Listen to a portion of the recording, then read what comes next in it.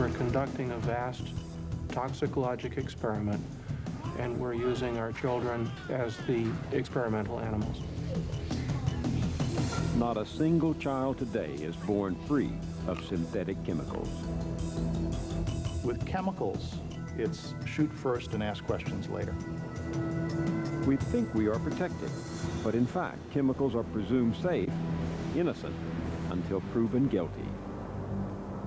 Years of documents have shown that they knew they were hurting people, you know, much like the tobacco industry. Historians don't like to use broad political terms like cover-up, but there's really no other term that you can use for this. In this special investigation, we will reveal the secrets that a powerful industry has kept hidden for almost 50 years.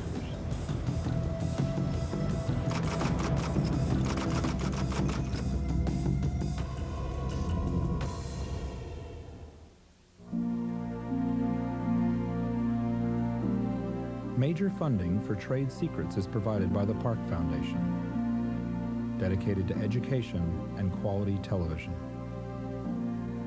Initial funding provided by the Herb Alpert Foundation. Funding also provided by the Kohlberg Foundation, the Surdna Foundation, the John D. and Catherine T. MacArthur Foundation, and by the Bernard and Audrey Rappaport Foundation, and by our sole corporate funder. For over 50 years, we put retirement and pension products to work for those in the public service. Now we're doing the same for the rest of America. Mutual of America for all of America. The spirit of America.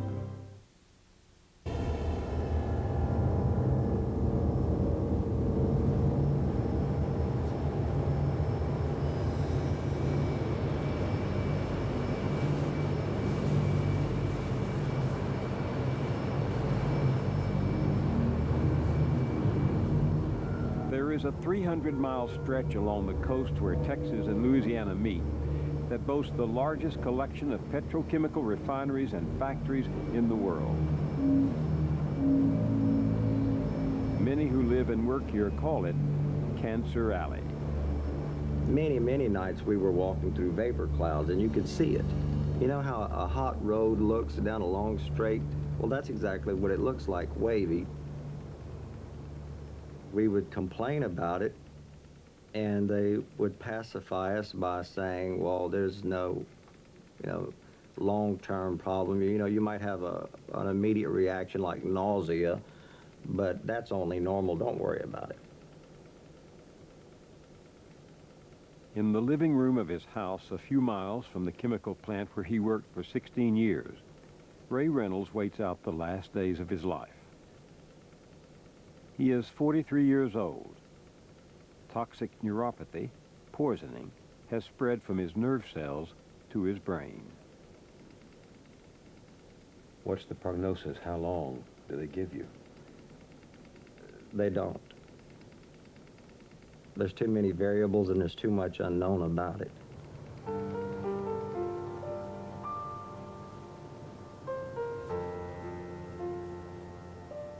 Dan Ross had no doubt about what made him sick. Neither does his wife of 25 years, Elaine.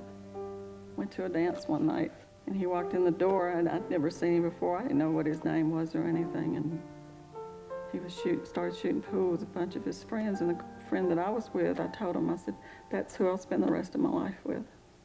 Love at first sight. Did he think that? No. You had to. I had to persuade him. When we got married, he was still in the Air Force, and so he spent 18 months overseas. When he got back, he had an 18-month-old daughter. And so I think probably the main thing was that he was worried about making a living for everybody, for us. The plant where Dan Ross made that living produces the raw vinyl chloride that is basic to the manufacture of PVC plastic. Danny worked for them 23 years, and every single day that he worked, he was exposed. Not one day was he not exposed. As the years went by, you could see it on his face. His face he started to get this hollow look under his eyes, and he always smelled, I mean, I could always smell the chemicals on him. I could even smell it on his breath after a while. But even up until he was diagnosed the first time, he said, they'll take care of me. They're my friends. In 1989, Dan Ross was told he had a rare form of brain cancer. He and I never believed in suing anybody. You just don't sue people. And I was looking for answers. Since I couldn't find a cure, I wanted to know what caused it. Looking for an answer, she found something that raised more questions instead. I was just going through some of his papers, and I found this exposure record. It tells you what chemicals, what the amount was that he was exposed to on any given day. Somebody's written on here, exceeds short-term exposure. What does that mean? That it was over the acceptable limit that the government allows. So this exceeded what he should have been exposed to that day. There was also a handwritten instruction. And then there's writing that says, Do not include on wire to Houston. don't send this to the headquarters? Right. My question was, why wasn't it included? Why was it held up from going to Houston? What did you take that to mean? Somebody's trying to cover something up. Why? Her discovery led Dan and Elaine Ross to sue. And I promised him that they would never, ever forget who he was, ever.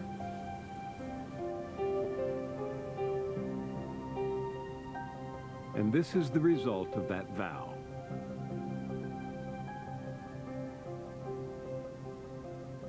How long did it take you all to gather all this?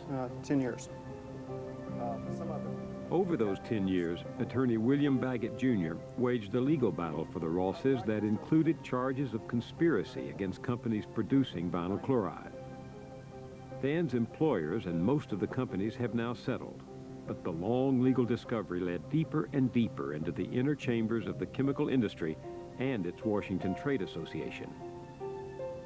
More than 1 million pages of documents were eventually unearthed. It's just a labyrinth you have here. In these rooms is the legacy of Dan Ross.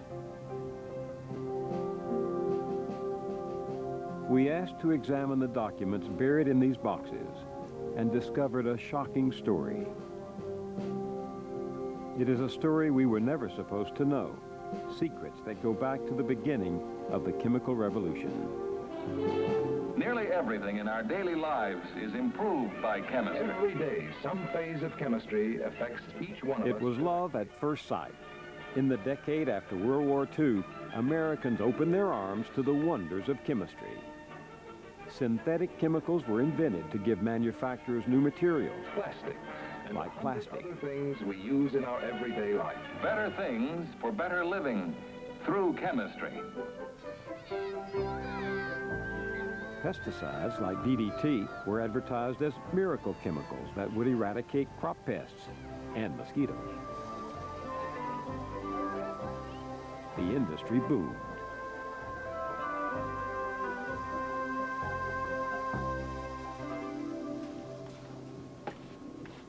Since then, tens of thousands of new chemicals have been created, turned into consumer products, or released into the environment. We use them to raise and deliver our food. We clean our carpets and our clothes with them. Plastics carry everything from spring water to cooking oil. They're in our shower curtains and in our blood bags. They are the material of choice in our children's toys. But there are risks that come with the benefits of the chemical revolution. In this arm? Preferably, if that's where your vein is good at. Specialists in public health at the Mount Sinai School of Medicine in New York, led by Dr. Michael McCallie, are trying to assess how many synthetic chemicals are in our bodies. For the purpose of this broadcast, I volunteered to take part in their study. A much larger project is underway at the U.S. Centers for Disease Control. And you're looking for chemicals? Not the body's normal chemicals. We're looking for industrial chemicals, things that weren't around 100 years ago, that your grandfather didn't have in his blood or fat. We're looking for those chemicals that have been put into the environment and through environmental exposures, things we eat, things we breathe, water we drink, are now incorporated in our bodies that just weren't there. You really think you will find chemicals in my body? Yes. Oh, no question, no question.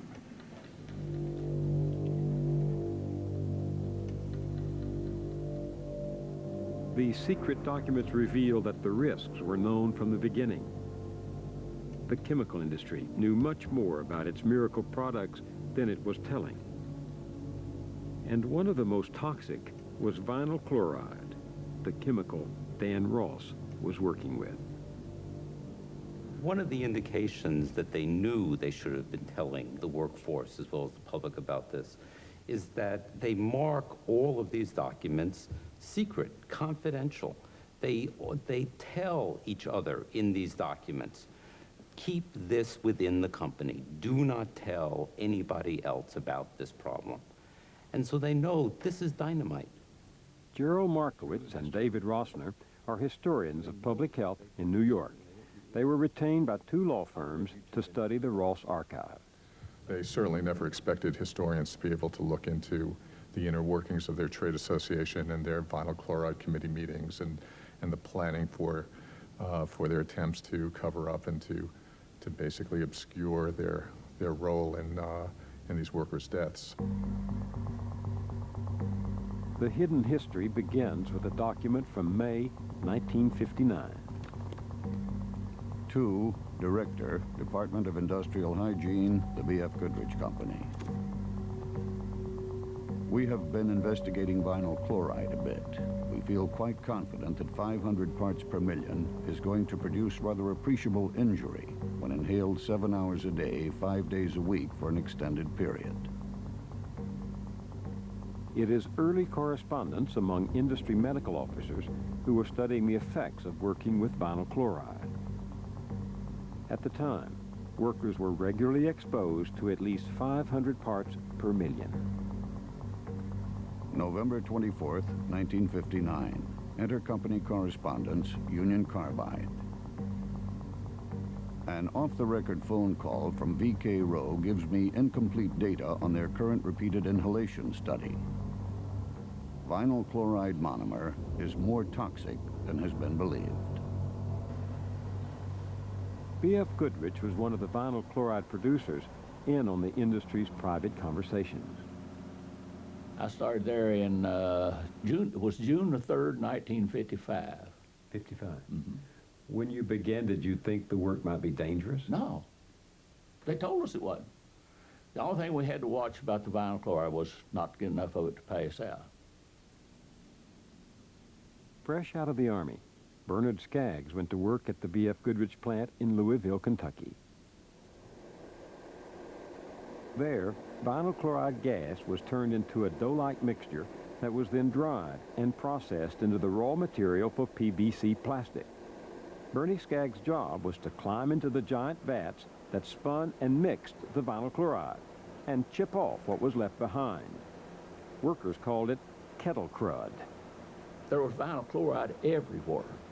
The overhead valves had charging valves over there where the vinyl chloride was pumped into to the reactors. All of those leaked and dripped. Most of them dripped on the floor all the time. They said it had to be, I think they said it was 1,500 parts per million before you could smell it. Not only could you smell it, you could see it. It would get into vapor, and through the sunlight, it waves in. You see it is all the time that way. My hands began to get sore, and they began to swell some.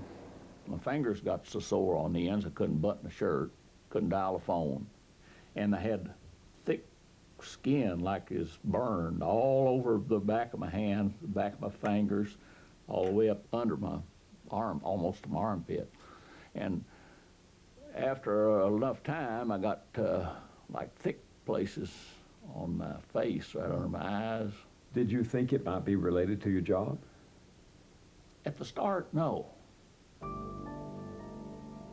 B.F. Goodrich would discover the truth. From the B.F. Goodrich Company to Union Carbide, Imperial Chemical Industries, and the Monsanto Company. Gentlemen, there is no question but that skin lesions, absorption of bone of the terminal joints of the hands, and circulatory changes can occur in workers associated with the polymerization of PVC. In other words, they knew vinyl chloride could cause the bones in the hands of their workers to dissolve. Of course, the confidentiality of this data is exceedingly important. What does this memo tell you, this particular memo?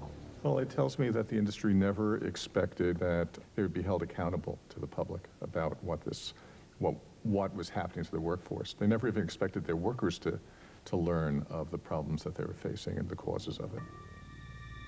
Bernie Skaggs' hands were eventually x-rayed.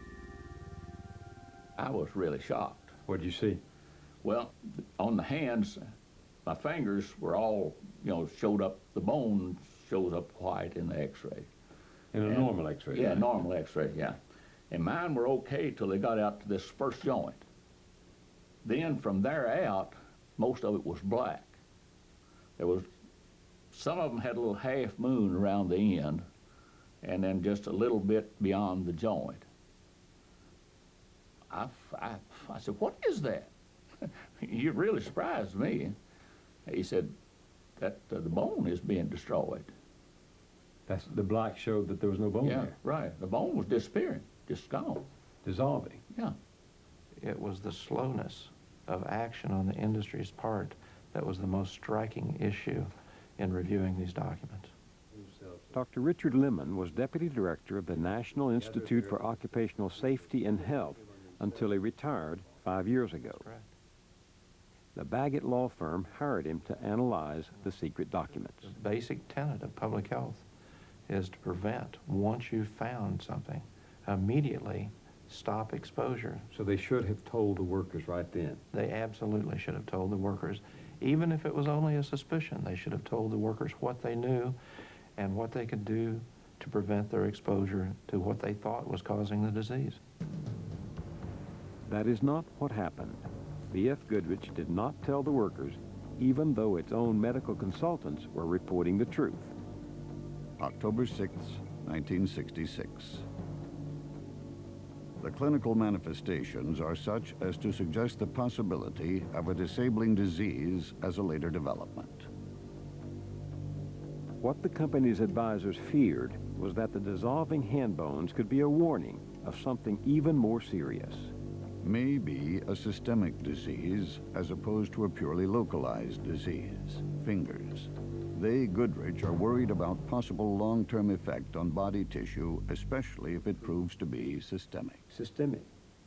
But what's that saying? Interpret that for a layman. Well, what that's saying is that this disease may be much beyond just the fingertips, that it could have effects on other organs in the body or other parts of the body.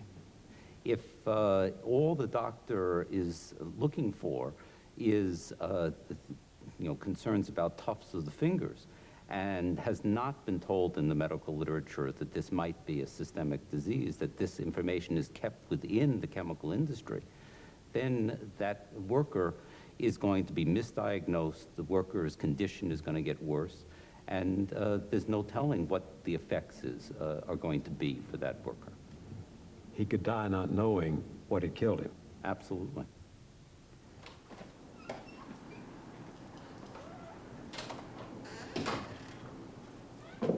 Goodrich executives did tell other companies what was happening, but they hoped all will use discretion in making the problem public.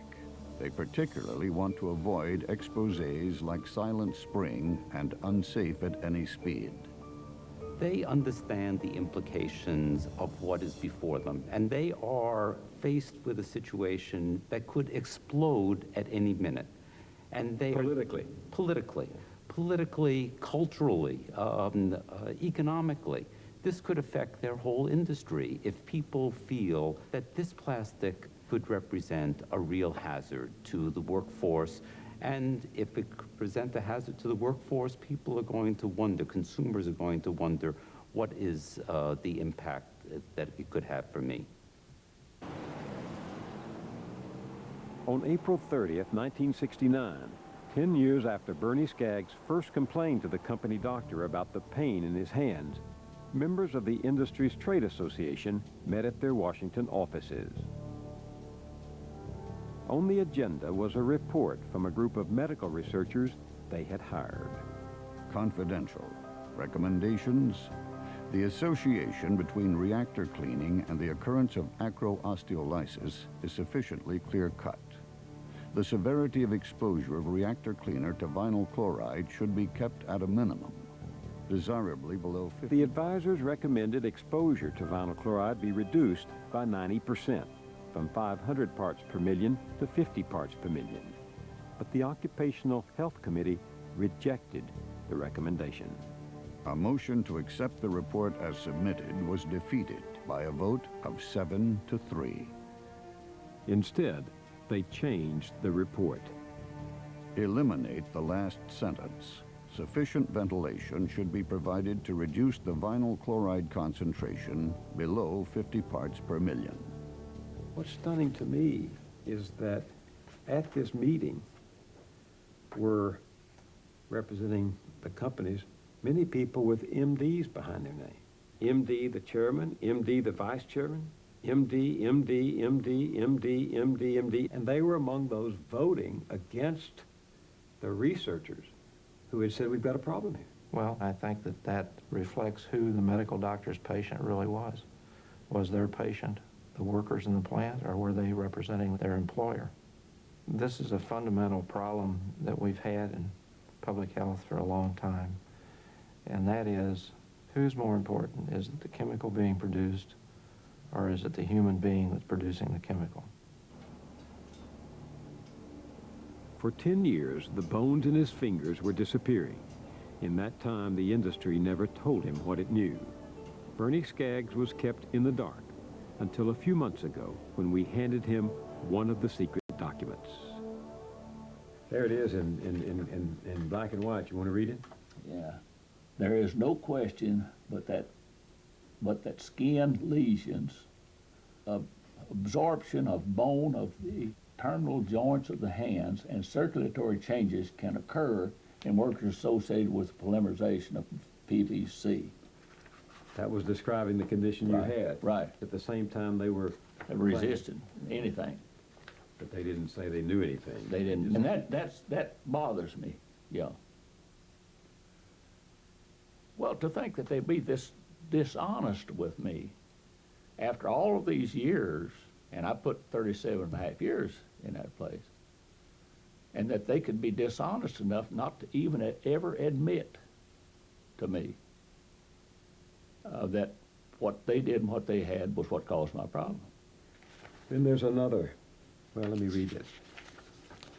The consultant said this may be a systemic disease as opposed to purely local. This is the first I'd heard of this. I didn't know that. The company did a good job of, I guess I'd call it brainwashing. They actually told us, and they told us this, that this vinyl chloride won't hurt you. What do you think when you look at all these documents?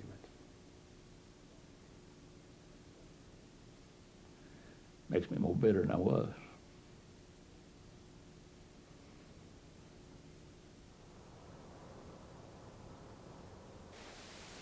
By the early 1970s, Dustin Hoffman had been famously advised in the movie The Graduate that plastics was the future. But the vinyl chloride industry was hearing something else. A scientist at an Italian plant, Dr. P.L. Viola, had exposed laboratory rats to vinyl chloride and discovered cancer. As he steadily lowered the exposure level in his tests, the cancer persisted. The discovery cast a pall over the promising future of plastic.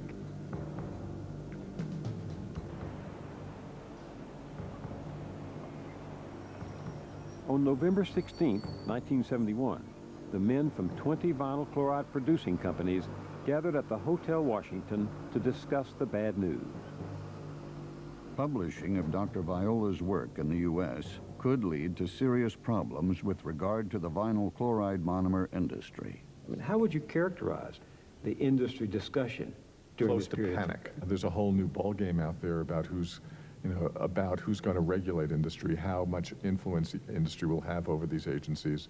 And the discovery of cancer, of course, is, potentially not only a public relations disaster, but a regulatory disaster for this industry. At the meeting, one of the European industry's own scientists presented an even more disturbing report. Dr. Lefebvre theorizes that vinyl chloride is absorbed in body fats and carried to the brain. Despite the startling prospect that vinyl chloride could affect the brain, the companies took no action and told no one. The present political climate in the U.S. is such that a campaign by Mr. R. Nader and others could force an industrial upheaval via new laws or strict interpretation of pollution and occupational health laws. A year later, another Italian researcher, Dr. Cesare Maltoni, found evidence of a rare liver cancer, angiosarcoma. In studies sponsored by the European industry, cancer appeared in rats exposed to levels of vinyl chloride common on factory floors in the U.S. The panicked industry came running.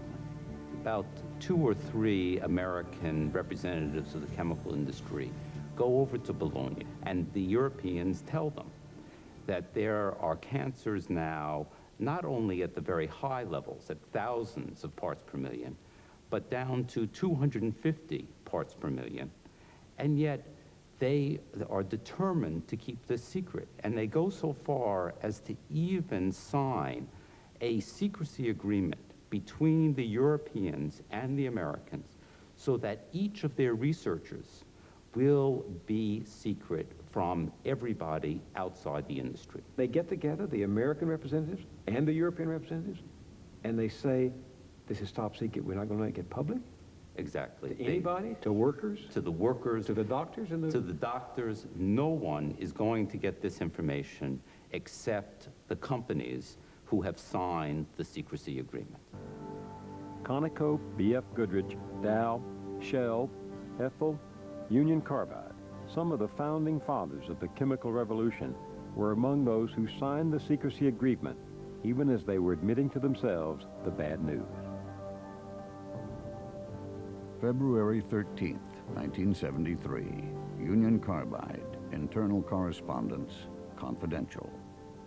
Dow Chemical Company reviewed the work on the European study. They report the results on rats are probably undeniable. Ethel Corporation, enter office. Subject, vinyl chloride.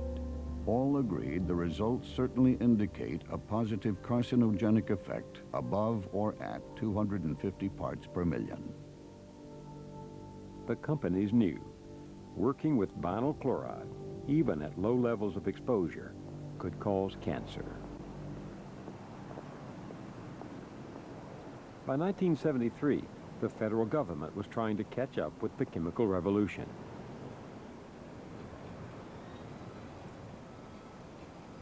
A new agency, the National Institute for Occupational Safety and Health, NIOSH, published an official request seeking all health and safety information regarding vinyl chloride.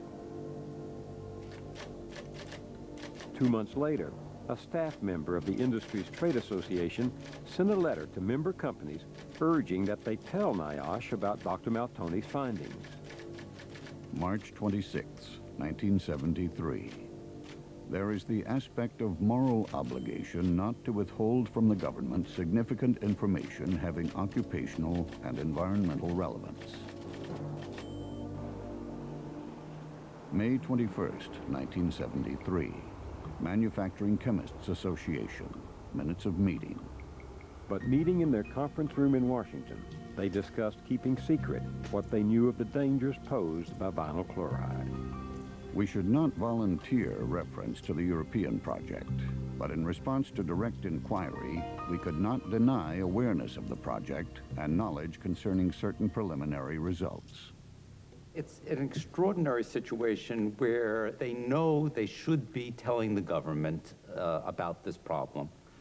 They know that they're wrong not to tell them.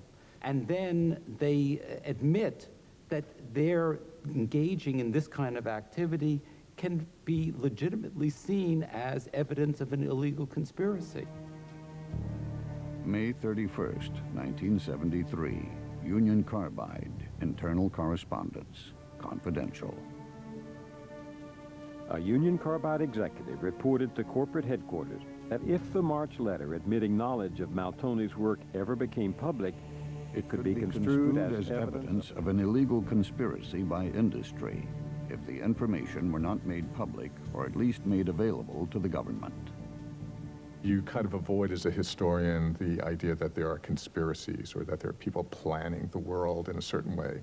You just try to avoid that because it seems too unreal and too frightening in its implications.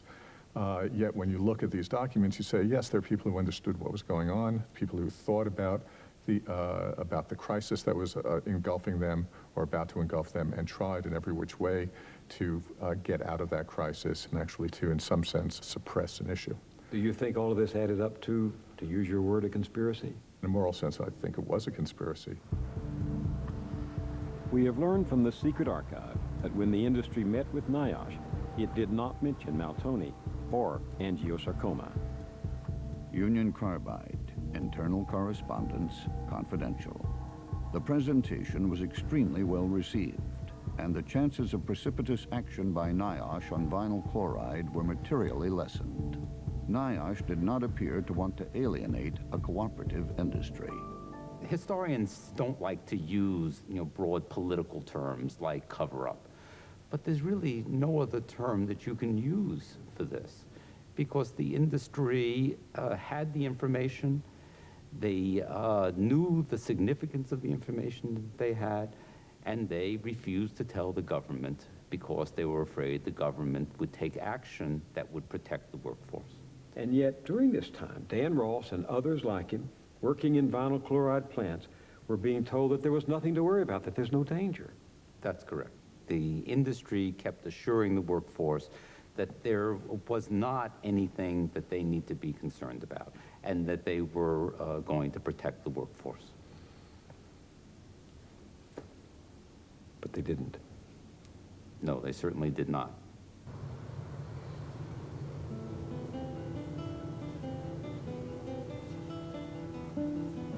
The companies involved were among those producing more than 5 billion pounds of vinyl chloride every year, and they were expanding. In 1967, one of them, Conoco, was finishing construction of a new complex in Lake Charles, Louisiana. Dan Ross moved his family into a small house less than a quarter of a mile from the new plant's back door. He went to work there. He started as a pumper loader, and he moved up fast in the first year that he was there. He was eager and a hard worker. He was smart. He was smart, right. And a hard worker. Another early hire at Conoco was Everett Hoffpower, who took the job shortly after he returned from serving in Vietnam. We were in a startup phase, an early operation phase, and they were getting all the bugs out of it. And we had a lot of releases, and we had a lot of problems. The prevailing attitude of management at the time was, let's get it back online. Downtime is killing us. So as long as it wasn't going to blow something up, go on in there and do what you got to do. You were breathing it? You were breathing it, get higher than a Georgia pine sucking on it, Really? Oh, yeah, it's very intoxicating. It's a lot like propane or any other light ends. It's aromatic, and like I say, it did give you a buzz if you stayed in it long enough. Their attitude was, if you don't want to do the job, there's four waiting at the gate to take your job. Do it or else. Vietnam was winding down. Had a lot of people that weren't working, or if they were working for a lot less money, and the plant jobs were very attractive. So if you didn't want to do the work, They say so. Somebody's waiting to take your place. So you'd worry more about your job than Well, about your sure. health. I had a wife and 3 kids at home I had to feed, you know. Yeah, you worry more about your health. It wasn't though I told you it was a real health hazard, just so you didn't worry about it.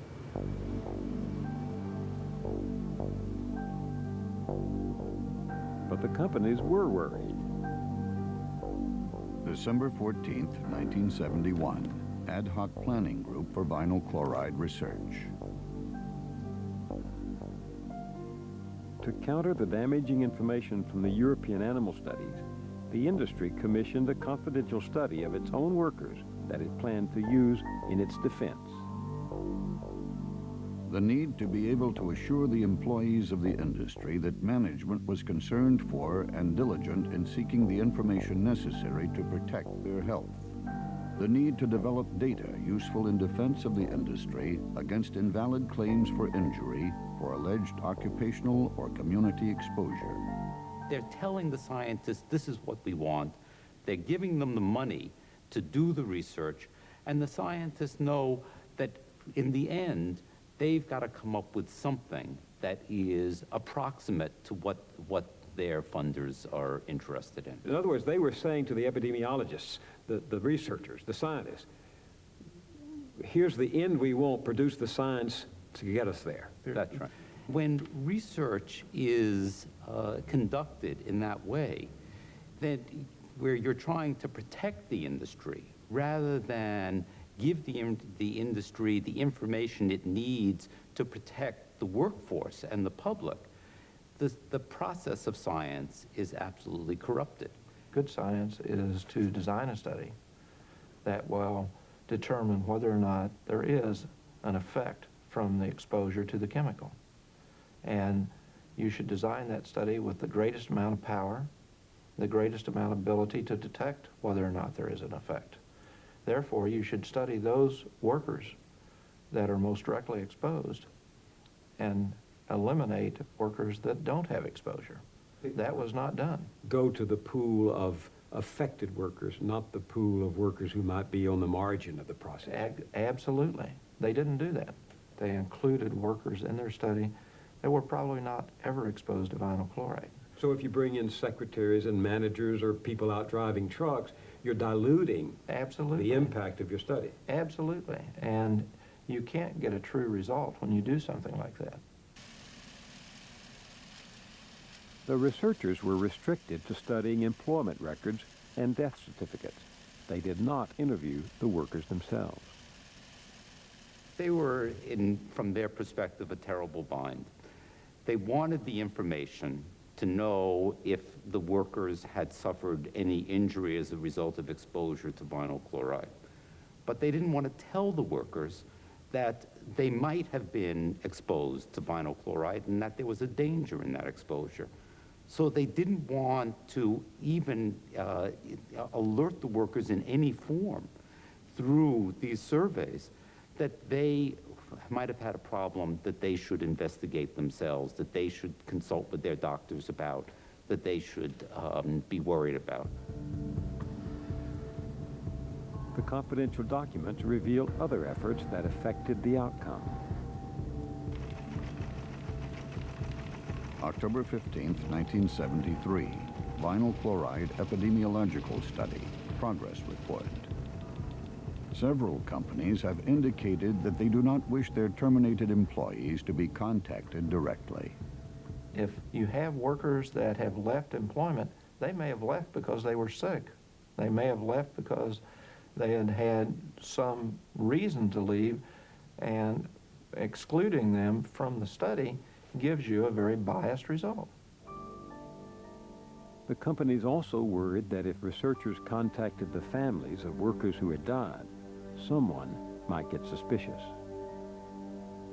This becomes even more complicated when one seeks information from relatives of past employees who have subsequently died. In other words, we need the information, but at what risk?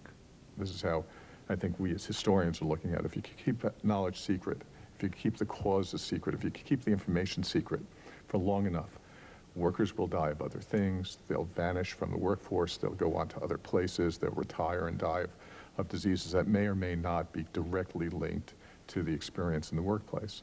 How are lay people like me, citizens, supposed to decide what is good and what is bad science? That's hard. It's real hard. Science is easy to manipulate.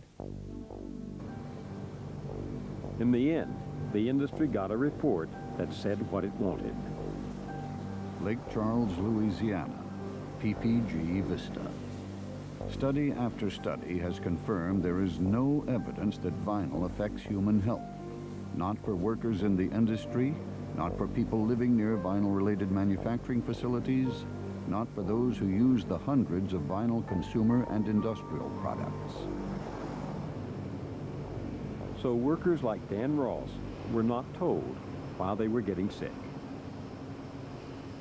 He came home from work one day and he was taking off his boots and socks, and I looked at his feet. The whole top of them were burned. Now, he had on safety boots, steel-toed, and the whole top of his feet were red, where the chemicals had gone through his boot, through his socks, onto his feet, and burned both feet.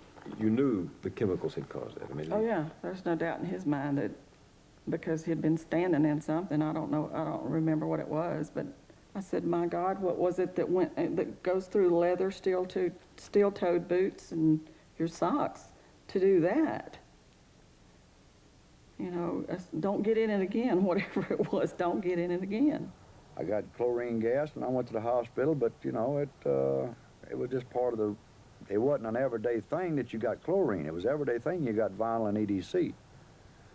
Chlorine's has a bad news doctor there. He'll hurt you. But you weren't aware, you knew that instantly. You weren't aware that this insidious little monster was creeping up on you, vinyl chloride was creeping up on you and eating your brain away. And that's what it all tended out to prove out it was doing, just eating your brain up. Who was to know? No one told us. No one made us aware of it. But we can't live in a risk-free society, can we? No, we can't live in a risk-free society, but we can live in an honest society. The chemical industry was not being honest with its workers. And it was not being honest with the public. In beauty parlors across America, hairdressers and their customers were using new aerosol sprays. No one told them they were inhaling toxic gas at exposure levels much higher than on the factory floor. Vinyl chloride is a gas, and it's used as a propellant in hairsprays, in deodorants at that time, in a whole slew of pesticides and other cans that are propelling chemicals out into the environment. So if it turns out that this relatively low threshold limit is poisoning workers, what is the potential danger if it ends up poisoning consumers? White Rain announces a new employee benefit for girls with hard-to-hold hair.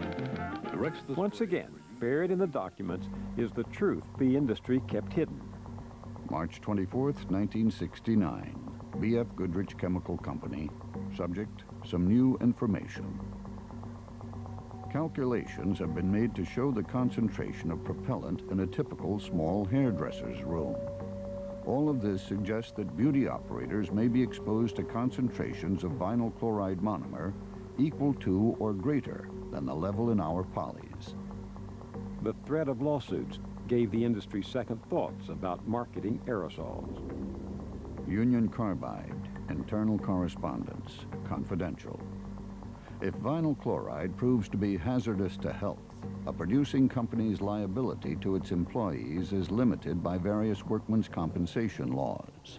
A company selling vinyl chloride as an aerosol propellant, however, has essentially unlimited liability to the entire U.S. population. What does that mean? The problem that they're identifying is the giant elephant in the corner. It's the issue of what happens when workers' comp isn't there to shield them from suits in court. What happens if people who are not covered by workers' comp suddenly get exposed to vinyl chloride and begin to sue them for damages to their health? Unlimited liability? Unlimited liability. Millions and millions of women, of workers, of people exposed to monomer in all sorts of forms. This is catastrophic. This is potentially catastrophic. Interoffice Memo, Ethyl Corporation. Dow is questioning the aspect of making sales of vinyl chloride monomer when the known end use is as an aerosol propellant, since market is small but potential liability is great. They consciously note that this is a very small portion of the vinyl chloride market. So why expose themselves to liability if this minor part of the industry can be excised and the huge liability that goes with it excised? Allied Chemical Corporation, Memorandum, subject, vinyl chloride monomer. Concerning use of vinyl chloride monomer as aerosol propellant, serious consideration should be given to withdrawal from this market. Here you have the industry saying, we are going to give up this part of the industry, the aerosol part of the industry, because the liability is so great. But they're not going to inform the workforce. They're not going to do anything about protecting the workforce because the liability is limited for them. And so it's a very cynical way of deciding on how you're going to deal with this dangerous product. They have put people in danger. They have exposed a variety of people to a dangerous product, and yet they're not willing to say, this is something we did, we didn't know it, we had no way of knowing it, whatever excuses they wanted to make up. But they don't even do that.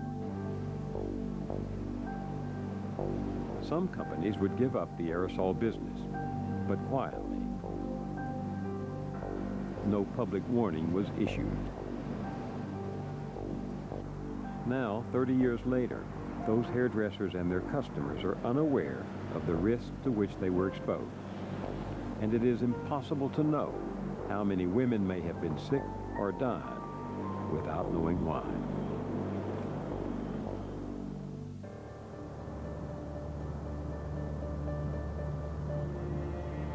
(1974). B.F. Goodrich announced that 4 workers at its Louisville, Kentucky vinyl chloride plant had died from angiosarcoma, the rare liver cancer uncovered by Dr. Maltoni. A link to their jobs could not be denied. But neither workers nor the public knew that the companies had kept from them the clear connection between the chemical and the cancer. My test came back bad, and I'm only 26 years old. A couple young kids, it really scares you. When news of the 4 deaths broke, 270 employees were tested.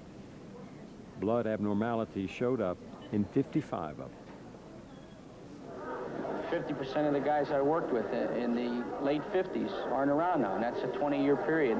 I've been there 20 and a half years.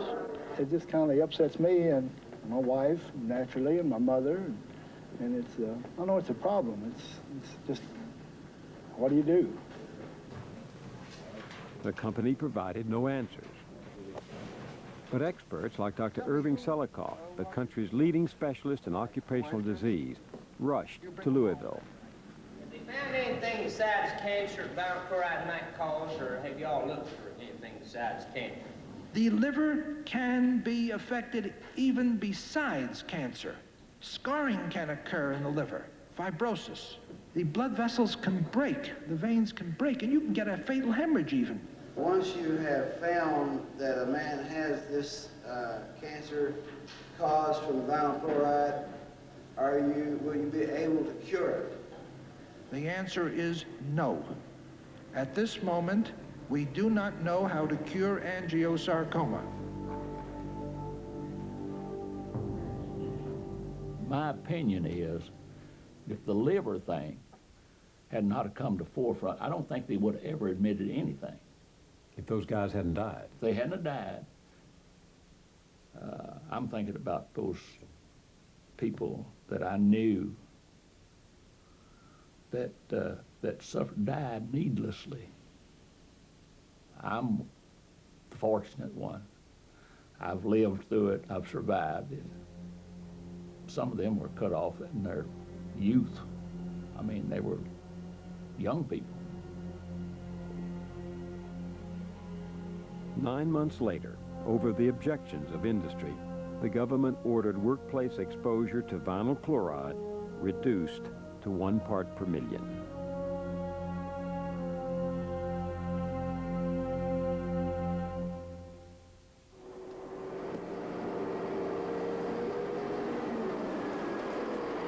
The aftershocks of the chemical revolution resounded throughout the 1970s.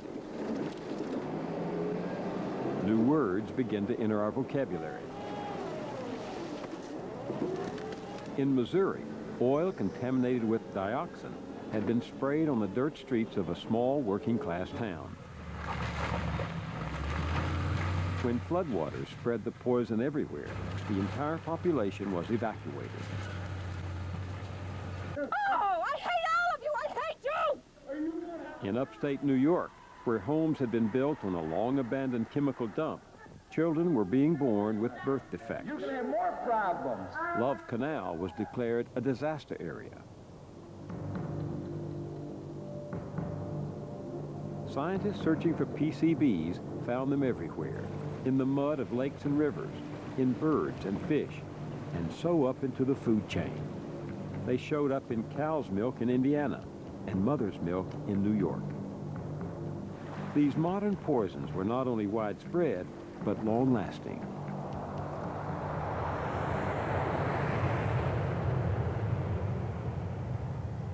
Then came the benzene scare. Although it was known to be toxic, its use in gasoline helped fuel the American economy. But as evidence mounted connecting benzene to leukemia, the Occupational Safety and Health Administration, OSHA, ordered that workplace exposure be lowered to 1 part per million, a regulation the industry, then producing 11 billion pounds a year, would challenge. It's almost inevitable that when a chemical becomes part of the political process, that its regulation is going to be delayed. A chemical that has no commercial value is easy to regulate.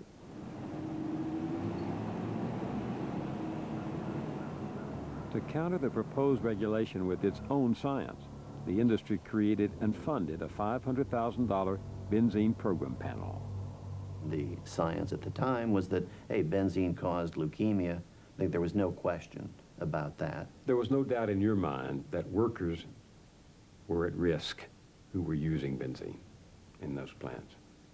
There was no doubt at all. I think in most scientists that I spoke with, I think the only ones that had a contrary view were some scientists that represented the industry. Again, the documents reveal that just as with vinyl chloride, the industry's own medical officers had known of benzene's toxicity for a very long time. Here's an internal memo from 1958, 43 years ago, from Esso Oil's Medical Research Division. I mean, this came out of their own medical center. Quote, most authorities agree the only level which can be considered absolutely safe for prolonged exposure is 0. What does that say to you? Well, you know, there's certainly information that the medical department has, and that information, you know, is not being conveyed to the workers, and that information is not being used to modify behavior by the company. Instead of changing its behavior, the petrochemical industry turned to the courts to stop the regulation. The companies argued that reducing exposure to benzene would be too costly. October 11th, 1977. We assert that there is no evidence that leukemia has resulted from exposure to benzene at the current concentration limits. The new and lower limitation on exposure would represent an intolerable misallocation of economic resources. The Fifth Circuit Court of Appeals in New Orleans, in America's petrochemical heartland, ruled that the government had not proved the danger to humans to be great enough to justify the cost to industry. The victory propelled an offensive directed by the now renamed Chemical Manufacturers Association. September 1979. a summary of progress presented to the board of directors. Gentlemen, this is a campaign that has the dimension and detail of a war. This is war, not a battle. The dollars expended on offense are token compared to future costs. The rewards are the court decisions we have won, the regulations that have been modified, made more cost-effective, or just dropped. The future holds more of the same. The companies had their battle plan in place when trouble erupted over a little-known pesticide produced by Dow, Occidental, and Shell called DBCP. I worked in the DVCP unit itself, manufacturing the chemical. And now, after telling me that I shouldn't worry about anything out there because it can't hurt me, and now to find out that I'm sterile from it, their answer was, well, don't worry about that because you can always adopt children. Talking among themselves, workers had figured out that many of them could not have children. Company officials claimed there was no pattern and no evidence, even though newly ordered tests proved disturbing. They ran a series of 4 sperm counts on us over a period of, I guess, 2 or 3 months. All my sperm counts came up 0. And I'd never been told in the whole time I'd been working out at Shell that this might happen to me. What the industry also didn't tell was that its own scientists had known of the dangers for decades. Dow Chemical Company Biochemical Research Laboratory, July 23, 1958. Testicular atrophy may result from prolonged repeated exposure. A tentative hygiene standard of 1 part per million is suggested. Dow had treated the report as internal and confidential, did not reduce exposure to DBCP, and did not tell the truth. It is our regular policy, wherever, to totally inform people about what the material is that they're working with and what its potential is. So I can't say precisely what was said in one situation. It's generally throughout the company that we try our best to inform people of what are the hazards, how to avoid them, and what to do if they have an accident or what. The thing that bothers me, I think, more than anything is the fact that the chemical industry had no interest whatsoever in protecting us through telling us the dangers of what we were working with.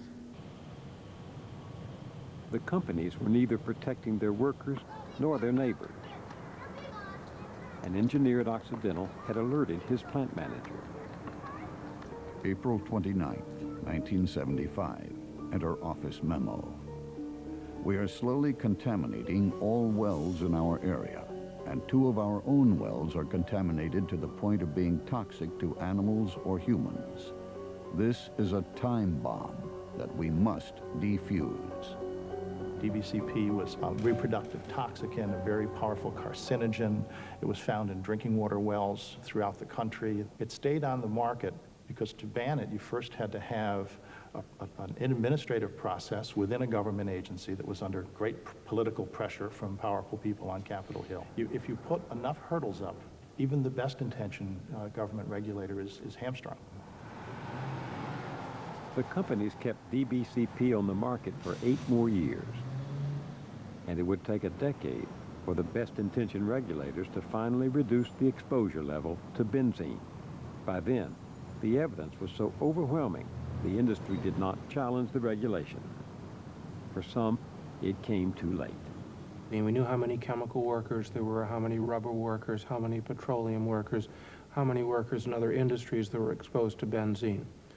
And on the basis of knowing how many were exposed and knowing the levels at which they were exposed, we were able to calculate how many unnecessary deaths from leukemia resulted from exposures during that 10-year delay. How many? And the number was 492 unnecessary deaths from leukemia. Deaths that almost certainly would have been prevented if the standard had been reduced to 1 part per million back in the 1970s. What are the lessons that you would have us draw from this case of delay? I think the most fundamental lesson is that we have to presume chemicals are guilty until they're proven innocent. What's needed is an unpolluted political structure that is empowered to set regulations that protect the public health. That's not the political structure the industry wanted. September 8, 1980. Report to the board. The cold fact is that the Congress today has more influence over the agencies than the White House does. The subcommittee will come to order, please. For even our best friends in Congress, there's a limit to how long they'll support us if the public's against us. The industry's gotten away with murder. You know, that's why they don't move forward. Because they don't cost them some money and some effort. And if they're not pushed, they won't move. We need real muscle, the kind none of your lobbyists are likely to have as individuals. One growing source of political strength outside Washington is the political action committees. PAC contributions improve access to members. Through almost 200 quickly formed political action committees, the industry would contribute over $6 million to the 1980 election campaign. When the time comes to play hardball, we'll try to make good use of the political muscle you've been helping us develop. So help you God. So help me God. Now, I congratulate you, sir. Ronald Reagan was petrochemical's favorite presidential candidate. And 4 of the top 5 Senate recipients of the industry's largesse were Republican challengers who defeated incumbents.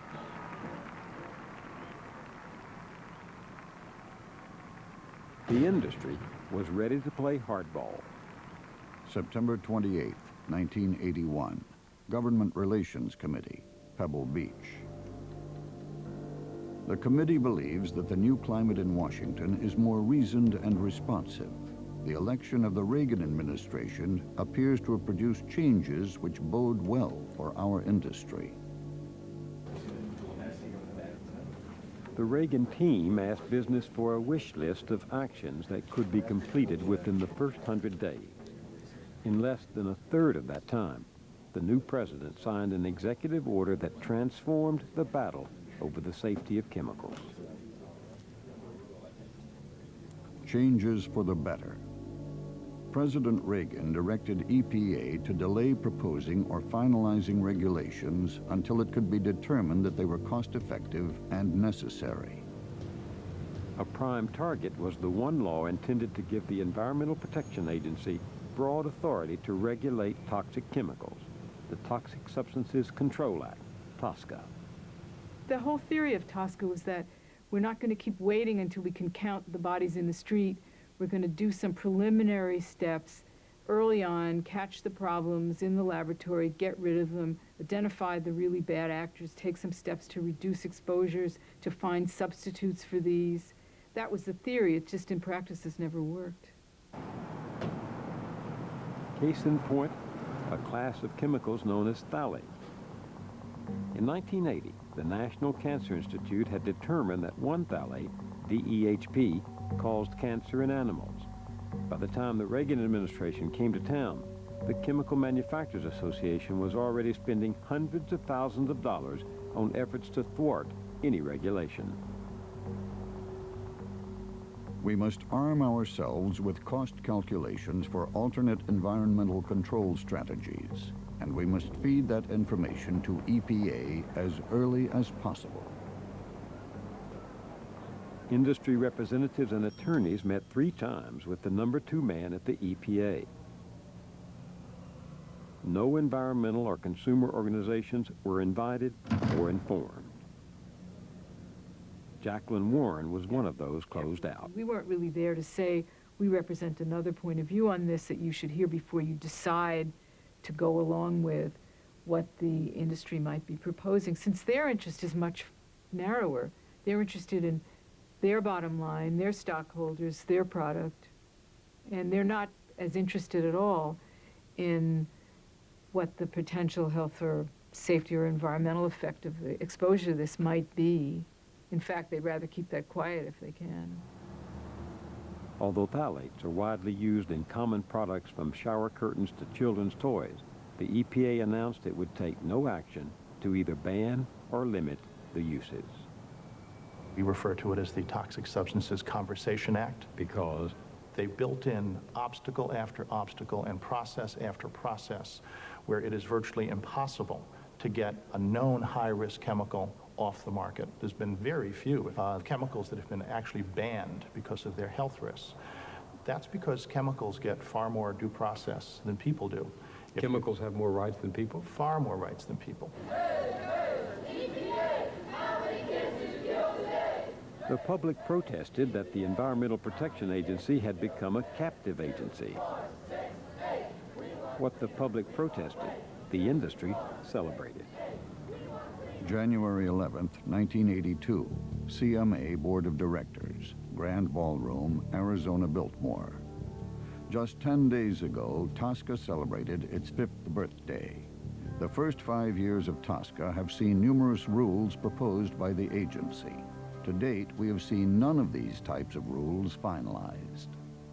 In terms of what we thought TSCA was going to mean, we haven't made a big dent in getting tested the very large number of chemicals that are all over the environment and to which people are exposed to all the time, and for which there are some data already available to suggest that they may be harmful. We're still having to wait until the actual harm appears and then try to do something about it. Who's in charge of the process now? The industry. Regulating itself? They're in charge of doing that. The government's supposed to, but the industry has so much control through the lobbying efforts that they actually, indeed, do control it themselves. To this day, almost 25 years after the Toxic Substances Control Act was enacted, only 5 types of chemicals out of thousands have been banned under the law.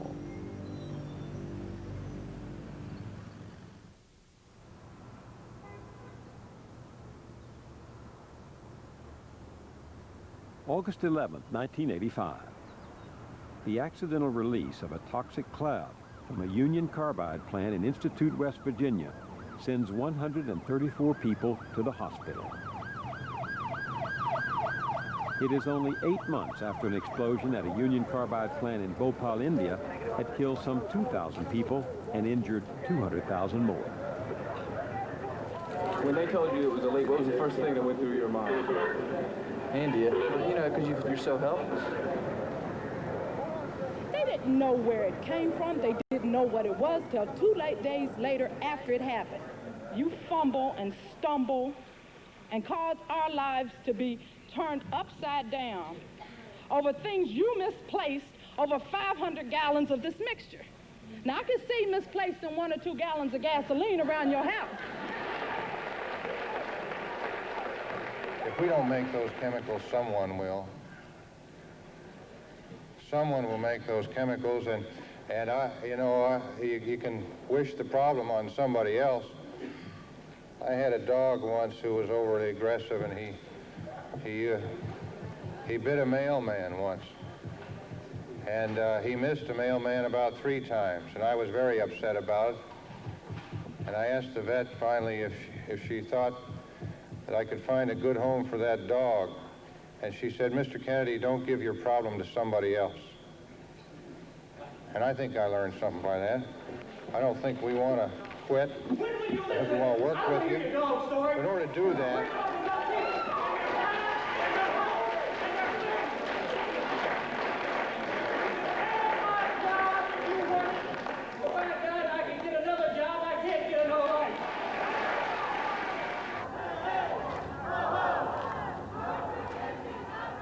Accidents were but one symptom of our coexistence with industrial chemicals.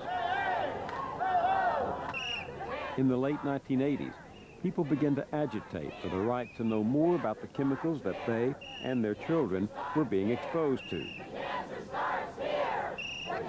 I don't think we should be afraid anymore about talking about controls on the chemical industry. These are private companies, Carbide, DuPont, FMC, all of them, whose day-to-day decisions in those corporate boardrooms are affecting our lives, our children's lives, and the future generations. What about cleaning up the industry? Stop the leaks, for Christ's sake! Don't kill me. Let's do something. In California, they did do something. In 1986, citizens themselves rounded up enough signatures to put the Safe Drinking Water and Toxic Enforcement Act, Proposition 65, on the California ballot. With Prop 65, if you're a manufacturer of a chemical and you're exposing my family to a health hazard in a consumer product, in the workplace, in the air, in the water, you have to warn me. And that makes a big difference because the public then doesn't buy the product, and it shifts the burden to the company. You were really turning the system of regulation upside down. Yes, it turned the entire system on its head, and that's why the chemical industry and agriculture and others in California fought the law so hard. Once again, we have learned from the secret documents how industry planned to fight. June 4th, 1986, California Toxics Initiative. A campaign fund of $5 million has been targeted, with a broad coalition of industry and agricultural interests having been formed to finance and manage the campaign. A total of $150,000 is needed by June 25th for fundraising, research, and advertising. An additional $650,000 payable during July, August, or September. Well, I always knew there were resources against us. I actually was unaware of the amount, and that actually surprises me that there was quite that high level of dollars, and that was a lot of money then to oppose Prop 65. But the industry had been caught short. Its money came too late. On Election Day, California's right-to-know proposition passed overwhelmingly. What the voters were saying is that we don't trust the government to protect us any longer from chemicals that cause cancer or birth defects or other harm. Give us the information, tell us when we're at risk, we'll protect ourselves. That was the basic message.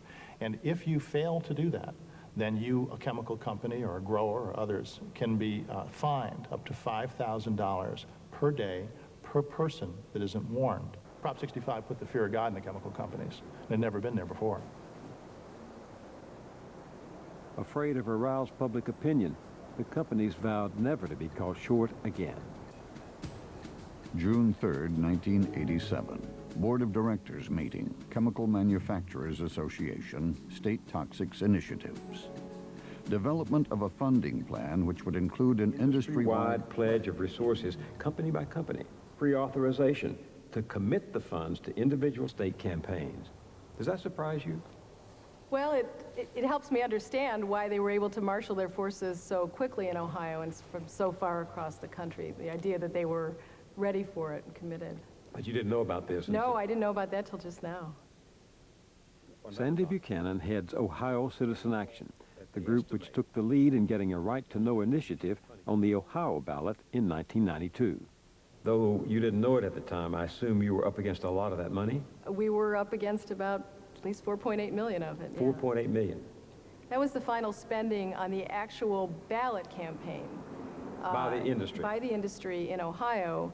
They definitely spent more money than that, though, because at every stage of the process, through the legislature and others, they brought us to court. They tried to challenge the legality of our petitions. So the industry spent $4.8 million on the ballot. And how much did you spend in trying to pass it? About $150,000. I'd say you were outspent. About 50 to 1 or so, yeah. For the companies, the dollars spent to defeat the initiative were insurance against the greater loss of being held accountable. If they can't be held liable, if the tools that citizens or workers can use to try to defend themselves are taken away, then you can protect the bottom line of a corporation. It would cost them money if people knew. It would absolutely cost them money. No state right-to-know initiative has passed since 1986. And 2 years ago, industry persuaded Congress to roll back a major right-to-know provision in the Clean Air Act.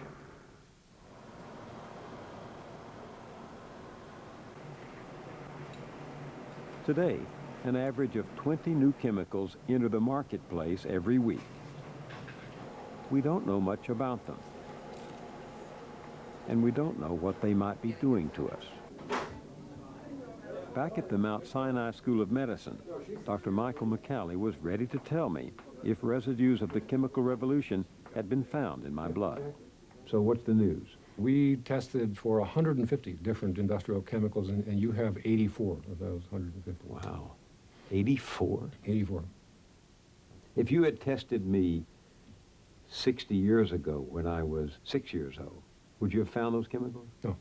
No, with one exception. What's that? Lead. Lead. Lead. Lead's been around.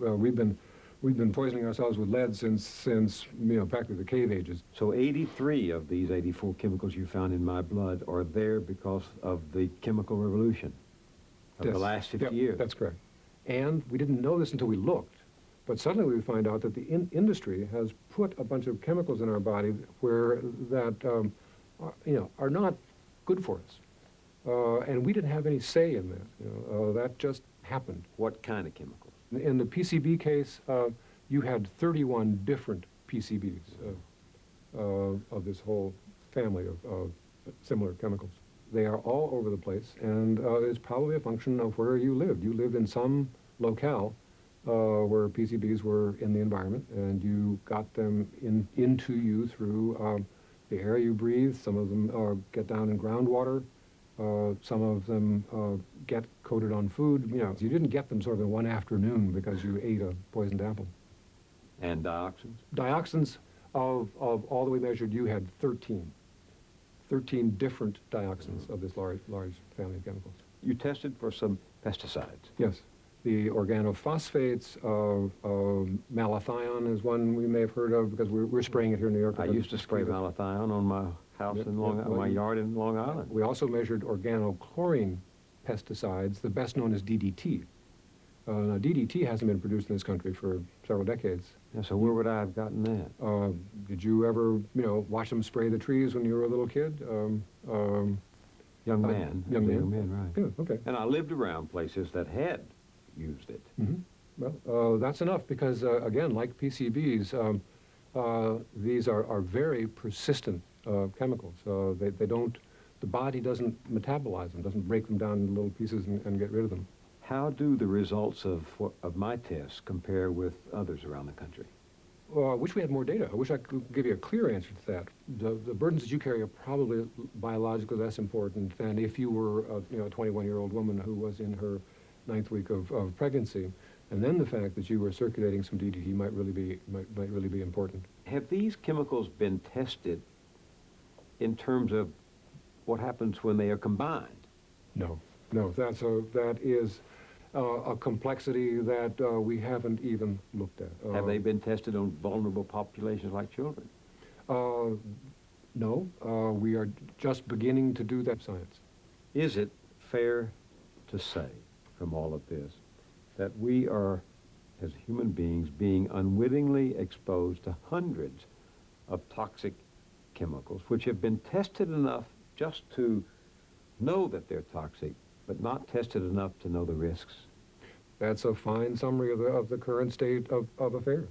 We know enough now to know that it doesn't make a lot of sense to make chemicals that are carcinogenic and add them to our bodies and then argue about how much we're adding. It just isn't a good idea, particularly when there are perfectly acceptable alternatives, and that if the industry chose, it could change our exposures dramatically by its own actions.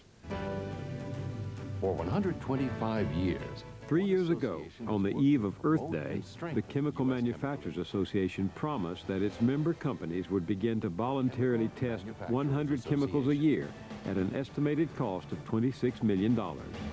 Our vision is that we will be highly valued by society for our leadership, for the benefits of our products, and for the responsible and ethical way in which we conduct our business. It's as simple as that.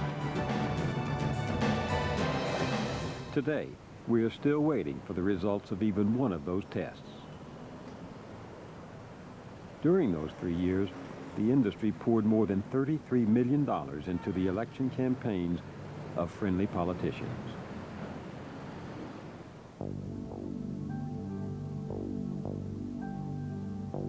As the secret documents reveal, the promise to test voluntarily was part of a strategy hatched almost a decade ago.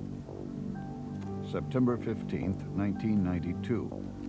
A general CMA policy on voluntary development of health, safety, and environmental information will potentially avert restrictive regulatory actions and legislative initiatives. The idea of a chemical company voluntarily testing its product is not unlike efforts to voluntarily regulate their products. It's an attempt to preempt effective government. It's an attempt to try to stop the government from doing its job by doing half-baked measures and then claiming that we're protecting the public. There are 80,000 different man-made chemicals that have been registered with the EPA for possible use in commerce. Of those 80,000, there are about 15,000 that are actually produced each year in major quantities.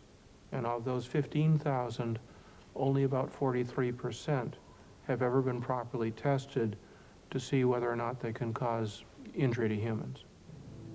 The industry's own documents confirm just how little we know. Meeting of the CMA Board of Directors, Pebble Beach. Report of Health Effects Committee. The chemical industry has contended that while a few substances pose a real risk to human health when sufficient exposure occurs, the vast majority of chemicals do not pose any substantial threat to health. However, the problem is very little data exists to broadly respond to the public's perception and the charges of our opponents. That is worth repeating. The problem is very little data exists. In other words, the industry itself acknowledged it could not prove the majority of chemicals safe.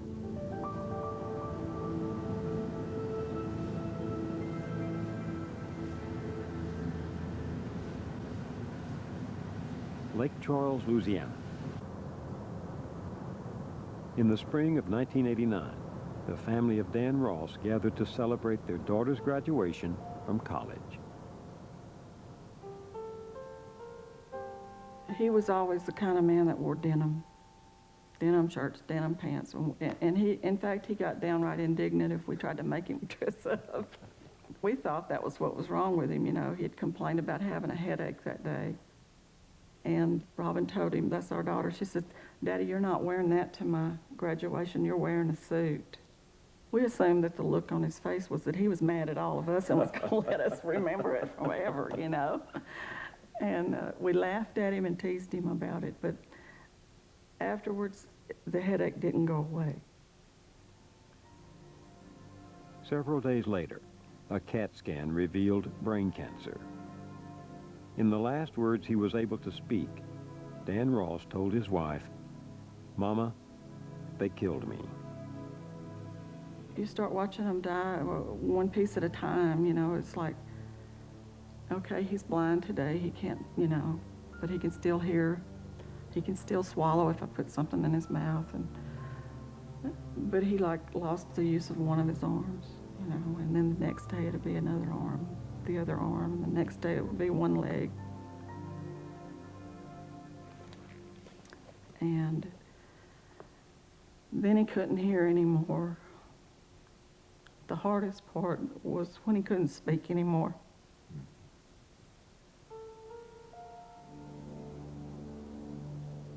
On October 9, 1990, 23 years to the day after he started working at Conoco, Dan Ross died. He was 46 years old. They hurt somebody that meant more to me than my own life. I would have gladly taken his place to die. Gladly.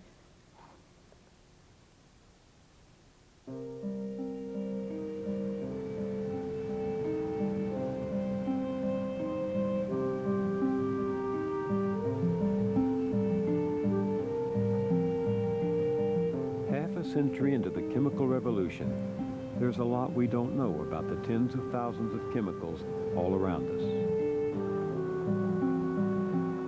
What we do know is that breast cancer has risen steadily over the last 4 decades. 40,000 women will die of it in this year alone. We do know brain cancer among children is up by 26%. We know testicular cancer among older teenage boys has almost doubled. That infertility among young adults is up, and so are learning disabilities in children. We don't know why. But by the industry's own admission, very little data exists to prove chemicals safe. So we are flying blind, except the laboratory mice in this vast chemical experiment are the children. They have no idea what's happening to them, and neither do we.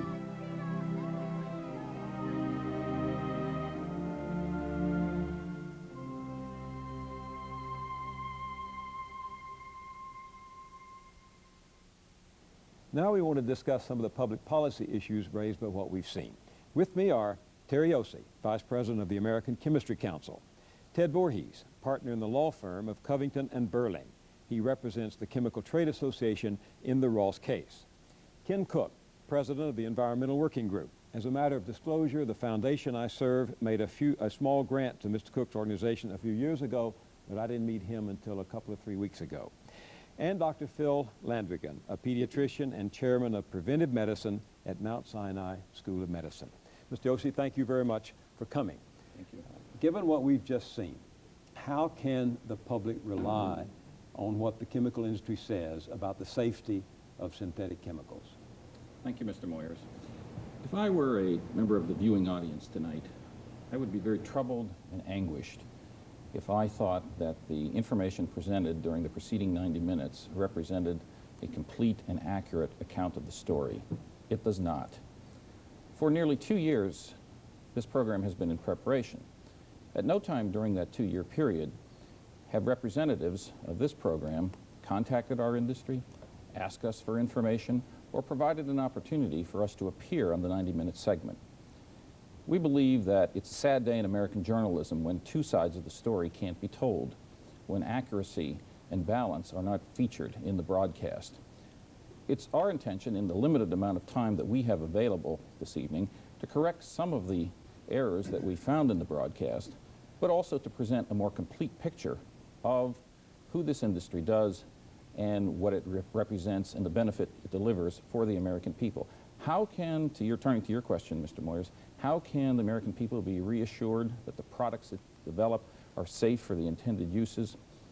We test our products and we report that information to the government. There are 9,000 chemical products on the marketplace today.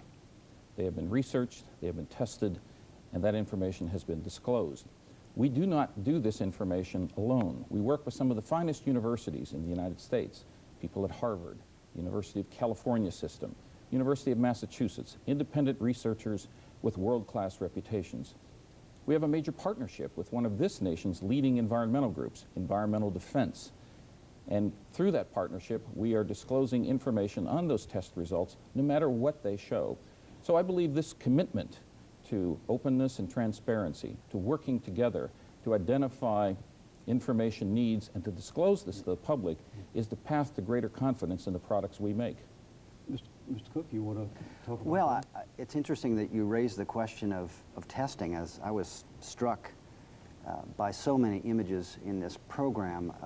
One of the images was that of the x-rays of these vinyl workers who you had in your industry, medical doctors examining without telling them why they were examining them. Their fingers dissolving, and this new program you're describing, the symbol of it is two hands holding a globe.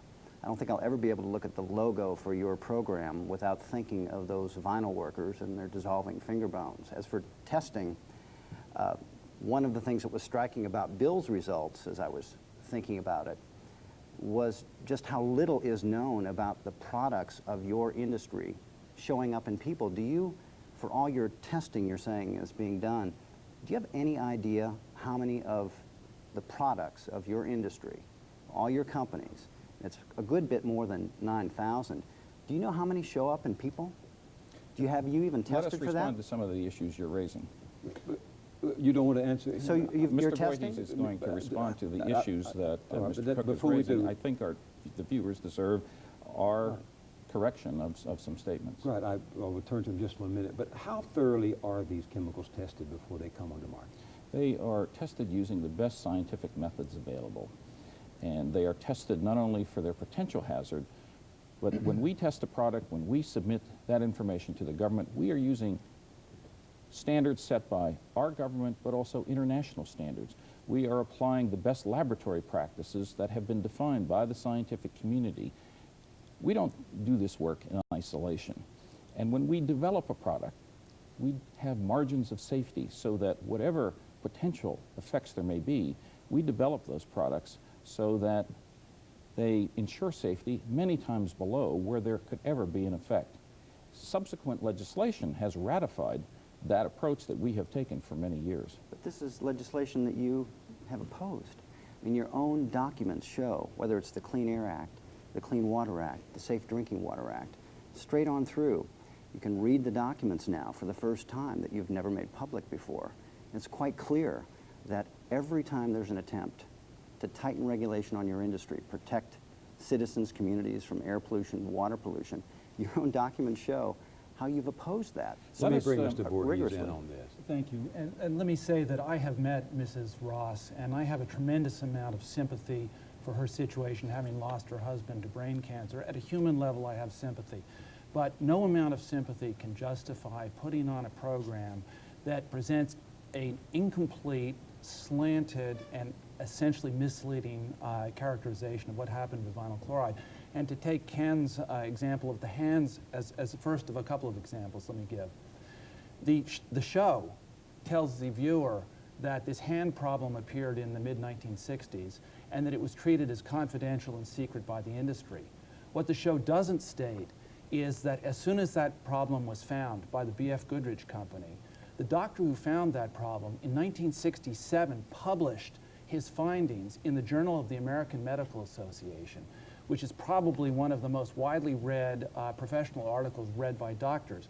And in that article on the hand problem, Dr. Creech included the very same X-ray images which you showed on your program as if they had been hidden and kept secret from people. Did that document say that it was linked to the exposure to vinyl chloride? It absolutely did. That was the whole subject Why of the didn't the article. company tell Bernie Skaggs? Bernie Skaggs' doctor knew about that because he read it in the Journal of the American Medical Association. But which why was didn't the published. company tell him? The company was telling his doctor. The person who would know and who would be able to react to something like that is a professional who would be able to see the relationship. I believe the documents show that the company did not tell his doctor. Well, it published the study of the hand problem in the Journal of the American Medical Association. So was the doctor in expected? 1967. Was the doctor expected just to come across that in random reading? Why didn't the company tell Bernie Skaggs directly? He worked for the company, Mr. Voorhees. Why didn't they tell him? The Journal of the American Medical Association, JAMA, is not random reading. It's probably the most widely read professional Sir, you are not journal. answering the question. Why didn't the company tell its employees? I don't know that they didn't tell Bernie The Skaggs. documents suggest they didn't. The B.F. Goodrich Company had a doctor at the plant. He was the author of this article in JAMA, and he would have, as workers came in to see him, he would have explained to them what their problem was, and I would expect that would happen. Was Bernie Skaggs lying to me when he said the company didn't tell him? I'm certainly not going to accuse him of lying, but what I'm saying is that the doctor at his plant published his findings immediately in the Journal of the American Medical Association, and my point is, the program has suggested to your viewer that this was an issue that was kept in secret. Far from keeping it in secret, it was published in the most widely read journal, and the x-rays that were supposedly kept secret were a part of that journal article. 40 years ago is a very long time. 40 years ago, there wasn't an Environmental Protection Agency. 40 years ago, there wasn't a Clean Air Act. I don't believe the viewers of this program are interested so much in what happened 40 years ago. I believe they're vitally interested in their own personal health and well-being today. They want to know if the products that we develop and market are safe for their intended uses. They want to know if the products that they're using in their homes are going to benefit them. And I believe the answer is... Those are the questions, Terry. Those are the questions that I sent you a month ago and said, let's talk about these public policy issues. Those are the questions I absolutely want to address. What about that? I think that's really the central question, Bill, Terry. Today, there are many thousands of chemicals on the market. There are the number of chemicals that are registered with the EPA for commercial use is not 9,000, it's over 80,000. There's about 3,800 which are called high production volume chemicals. A couple of years ago, the Environmental Defense Fund, the same organization with which the chemical manufacturers are partnered, did an analysis of those high production volume chemicals to see what fraction had been tested. Now, to be sure, when the EDF were seeking information on how many were tested, they had to go to the open literature. They obviously didn't have access to company documents. In the open literature, they found that only 43%, less than half, of these chemicals had ever been tested for toxicity to humans. When they looked more deeply, when they asked more sophisticated questions, for example, what fraction of these chemicals have been tested for their effects on children's health? What fraction have been tested for their effects on the developing brain, the developing immune system, the developing reproductive organs, the endocrine system of babies? You're down very close to single digits, that around 8 or 10% of chemicals on the market have ever been tested for these effects. So I think that it has to be said here today that the Toxic Substances Control Act is a well-intentioned piece of legislation, but in its execution, it's mostly been a failure. It is just not doing an adequate job of protecting the American public. 75,000 products on the market today. There No, are 9,000. There are not 75,000 chemicals on the market, but there are that many chemicals registered with the EPA for commercial use. And of the 3,800 high production volume chemicals, fewer than half, less than half, have been tested for their toxicity. Mr. Moyers, you had your own body tested, and this was shown to the viewers. What was not shown to the viewers, that the products that we make probably saved your life. From what I read in the newspapers, you had a very serious heart operation at about 1994. You had a blockage in an artery leading to your heart.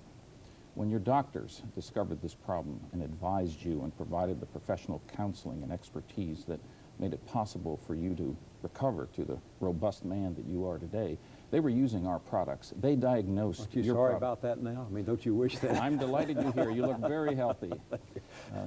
They diagnosed your problem using technologies that we helped develop. When they operated on you, they used surgical instruments that we helped develop to ensure that you did not contract a subsequent infection post-operation. You were given medicines. In addition, you were probably given medication afterwards to ensure your continuing return to health. I believe that your state of well-being today was directly dependent on the benefits that our industry provided to you and to every American. I don't challenge that, and I didn't challenge that in our reporting. But I you do didn't- not challenge that. you But didn't here's, report it, though, either. You just said it. I told you a month ago we wanted you to come on and say what you wanted to say, and you just did. But here's the issue that I think Dr. Landrigan is raising, that my own body burden test is raising. Dr. McCallie said to me, I said to him, should I be worried? He said, at your age, 66, I don't think so. But if you were a 21-year-old pregnant woman, it might be a different story. And he said, we do not know what this combination of chemicals what effect it's having on our health. This is a new phenomenon. He said, your grandfather would not have had this. This is a new phenomenon. And what I think I was asking in the broadcast, and what I hear Dr. Landrigan asking is, how do we find out what this combination of chemicals is doing in our body, particularly to children? Are children the most vulnerable? Dr. McCallie erred in what he told you. He said that 60 years ago, the only compound you would have in your body was lead. 60 years ago, American cities looked like an industrial wasteland. They looked like what Russia or China or Eastern Europe looks like today. 60 years ago, there were no pollution controls on industry or any other major products. 60 years ago, the area that I come from, Western Pennsylvania, people had to wear 2 shirts to go to work, one to wear outside, one to wear inside. Better living through chemistry. I acknowledge that. We all acknowledge that. I mean, I would, as an environmentalist, I'll defend your industry, but the thing that surprises me. Thank you. I'll take that compliment. Let's go back to the vinyl story. Again, for the first time now, we can read tens of thousands of pages of documents that you never made public if they so strongly defend your position. You never made them public. Now that they are public, one of the striking things about me is how you're hiding your light under a bushel basket when it comes to inventiveness. Those documents clearly show again and again and again that your industry worried that if vinyl chloride standards were tightened, it would be the end of the industry. Companies would go bankrupt. They say this. They could not continue to operate. None of them did go bankrupt when it went from 500 parts per million down to 1. They all did fine. In fact, they made money. And I think what I respond to when you make that point is, yes, there are many ways in which chemicals make a difference in our lives, but there are also ways in which we can find safer alternatives. And in most cases, the fastest way to those alternatives is to put pressure on the industry beyond what you feel now to move you in that direction. You don't go rapidly on your own, and that's been shown time and again. 3 months ago. Can I respond Sure. to this? Because he's referred to the vinyl chloride story and the litigation. And I would say it would be fair for the viewer to think that the program was about concealment and secrecy. And what the viewer was not shown was that in each of the episodes that you portrayed in the program, where you would show a document that says confidential or secret, what you failed to do was to show that shortly after that document was prepared, a study was published. For example, I'll just give you a few examples.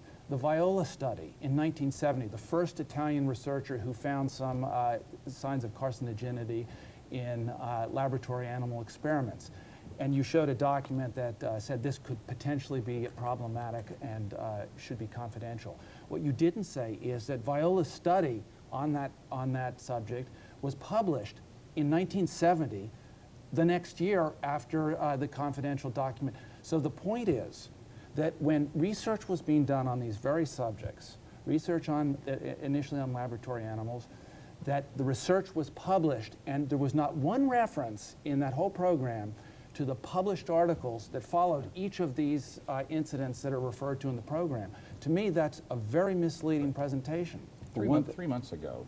Let me just answer, Mr. Voorhees. For one thing, it was because that Dr. Viola was going to publish his findings that the Chemical Association meeting took place to discuss what to do about it. And I was really astonished, Mr. Voorhees, in the materials you sent us before the broadcast, which we examined thoroughly. You were very selective in what you gave us. You did not include in there the documents that show how the industry did not want to talk about Dr. Maltoni's research and made plans not to disclose that to NIOSH, even though NIOSH, the government agency, had asked for that information to be volunteered. And your industry did not do that. The documents make it clear that they did not talk about Dr. Maltoni's argument. But that's the past. I would love to come back to this issue. Look, the people out there watching this saying, you know, we know our lives are better because of chemistry, but we also know that pediatricians and physicians like Dr. Landrigan are saying, we don't know what this new combination is doing to us. So what is the question? What are the issues? I think that's the, excuse me, Terry. I think the issue, Bill, is that this is not something of the past. Many of the chemicals, for example, that were tested last week in that CDC report that was released to the nation on the 21st of March are chemicals that reside only... That was the Center for Disease Control, right? The Center for Disease Control in Atlanta, that's right. Many of the chemicals for which they tested, for example, the pesticide products, are relatively short-lived chemicals. Those are chemicals, when they get into the body of a child, only stay there for a matter of weeks or at most a month or two, and then they're gone. So the chemicals that were measured by CDC in Americans are chemicals where the exposures are taking place today. And in response to your question, it's absolutely true that children are the most vulnerable among us to those chemicals. And kids are vulnerable for two reasons. First of all, they take more chemicals into their body. They breathe more air, they drink more water, they eat more food, pound for pound. So they take more chemicals into their body that are present in the air, on their food, in their water. And of course, kids play on the floor. They drop a lollipop on the rug. If there's pesticide on that rug, they pick up the lollipop, they put the lollipop into their mouths, and the pesticide gets in. Then on top of that, besides being more heavily exposed, kids are biologically more vulnerable. I mean, anybody who's seen a little child, I've got a grandson who's just a bit over a year old, anybody who's got a little child knows how precious and how vulnerable they are. Their brains are growing and developing. If a chemical like lead, like a pesticide, like PCBs, like organic mercury gets into the brain of a baby during those early months of development, the consequences can be lifelong. 3 months ago, What the really Department of really Health and troubles Human me, Services- Please, Phil, what really please, troubles be me fair. here is we don't know, we simply do not know the long-term consequences of these exposures in early life. As a pediatrician, as a parent, as a grandparent. So what's the public policy you'd like to see come out of this? And I'd like to hear Terry Yossi say why the industry wouldn't support that public policy. I think we need four things only. Number one, we need thorough, independent testing of chemicals, including testing that looks at pediatric effects. Number two, That's underway. And it needs to be independent of the industry. Mr. Cook's colleagues in the environmental community are working directly with us. Well, I've not We seen- just I've not seen- participated in a process with environmental groups and others to test compounds for their impact on children. Well, we were at the table, and there just was leaves an agreement in place to do just that. Well, I'm glad. I noticed in the show itself that of promises that were made, the results haven't yet appeared. But the second thing that needs to be done is that we need to continue the nationwide testing of chemicals in the bloodstream of Americans that CDC has started. CDC, I We support understand. that objective. And that's good. That's good.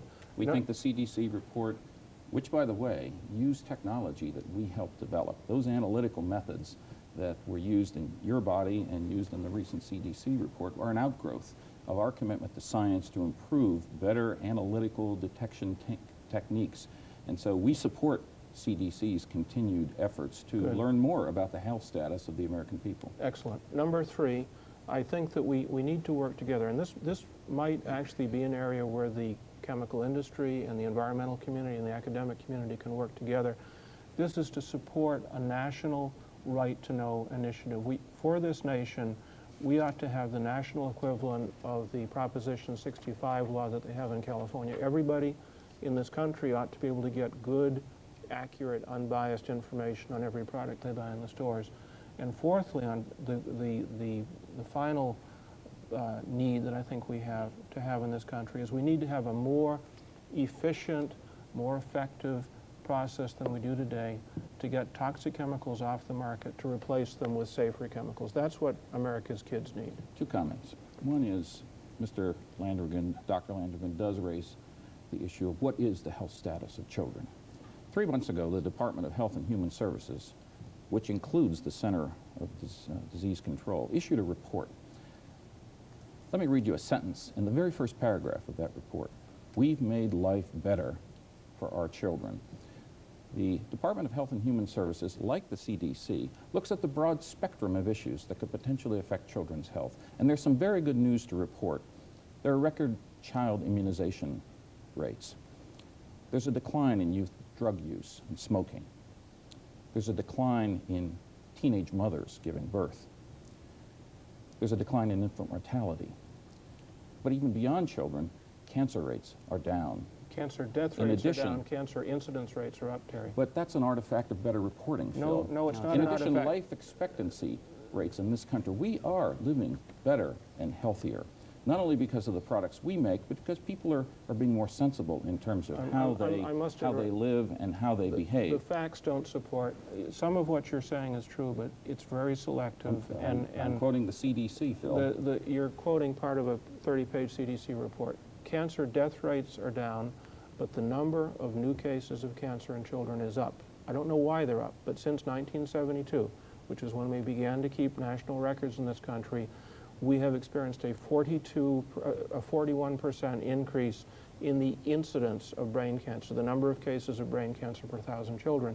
That is not a reporting artifact. We weren't missing 40% of brain cancers 30 years ago when I started my pediatric career. We just weren't.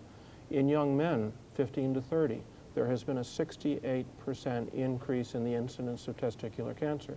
Now, you're quite right. American children today live longer. They live longer because we have conquered most of the infectious diseases in this country. But asthma, the rates of asthma have doubled. What are the principal health risks to children today? To some extent, they do come from environmental factors, but domestic violence. Oh, the principal cause domestic of violence, hospitalization in tobacco American use, children is lack asthma. of access to health care, a number of Are other those factors. not involuntary? But chemicals in our food and chemicals in our toys are not something that people ask for. They just happen, as you said, I think, or McCallie said in the interview, suddenly we've got all these chemicals in These are products that have been very carefully scrutinized. by the scientific community, by government agencies, and as a result, Phil made, let me just make one point, if I may, Ken. One point I want to make. Phil made the point that we need to take compounds off the market. That has been tried in many countries, and disaster has resulted. The nation of Peru stopped chlorinating its water supply. Chlorine is one of our major products. What happened after that event? A cholera epidemic broke out, and over 10,000 people in Peru and Latin America lost their life. And in this country, we took tetraethyl lead out of gasoline, and Americans' blood lead levels have declined 90%. That ought to be done in this country. There are 10 to 25 million people perishing because of the lack of drinking water supply. In this country, over the vigorous objection of the Ethyl Corporation, we removed tetraethyl lead from gasoline. The average blood lead level of American children has declined by 90%. And the average IQ of American babies has increased by 3 points. You and I were on the same side of that debate when I served as an official of the Environmental Protection Agency. When you were at EPA? When I was at EPA. Yeah, but the companies you and I were on the same side of that debate, and we still are. What was this, Ken? The companies you represent weren't, and that's the point. If you look at these documents, which we now have, and let me just put in a plug, ewg.org, you can read 40,000 pages of them going back to 1945 And we will now. correct those in abouttradesecrets.org. What's your website? Everybody's got a website. Yeah, ours is About Trade Secrets. That's one word, abouttradesecrets.org. And yours is? Childenvironment.org. Covington Burling? Well, we have a law firm website, but I'm not sure if people... What is your website? pbs.org. It's only fair that you get a chance to answer this question, because as I said to you, investigative journalism is not a collaboration between the journalist and the subject. And I did lay out there, Sherry Jones and I laid out the record of the industry in opposing right to no initiative.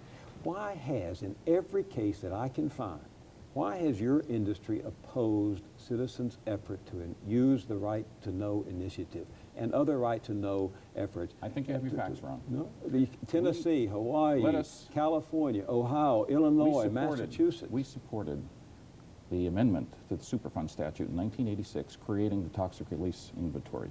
We supported in 1990 the amendment of the Clean Air Act so that information would be made available to communities about chemicals that were being used in their neighborhoods. We supported with environmental defense the complete and total disclosure of any testing results going on with our current agreement with them. We have been a strong supporter of right to know, and here's why. We have had, over the last dozen years, a program that has instituted over 300 community advisory panels wherever this industry is located in this country. We have learned a great deal from listening to communities where we play a major part.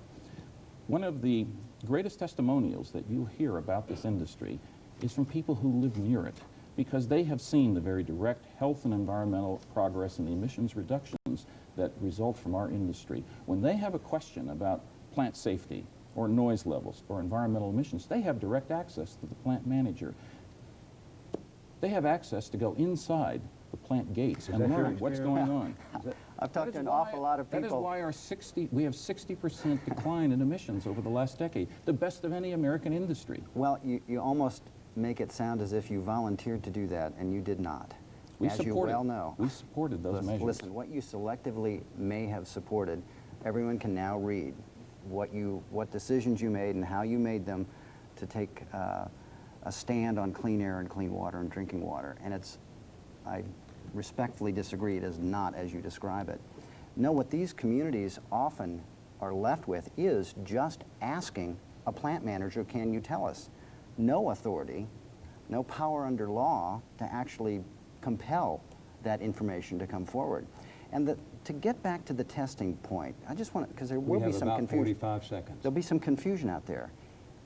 If these chemicals are so well tested, then how come you had to come forward with a program just 2 years ago to voluntarily test the most widely used ones? If they were tested, some have been used for decades. Because we're always seeking answers to questions. We're a about 40 years later. We're a science-based industry, and by nature we are asking these questions. There are 1 million men and women who work in this industry, who apply chemistry to make a variety of products and services. I'm very proud to represent them here tonight, and as we close this broadcast, I want to thank them for the contribution they've made to society. They've made America a better, healthier, and safer society. And to the viewing audience, I want to say that we are committed to continuing to improve our environmental health and safety performance.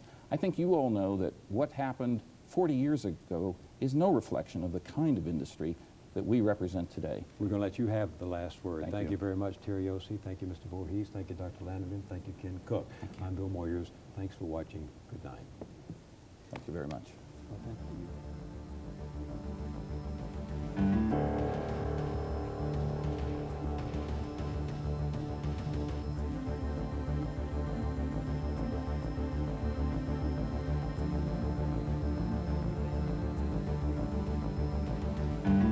Trade Secrets goes in-depth at PBS Online.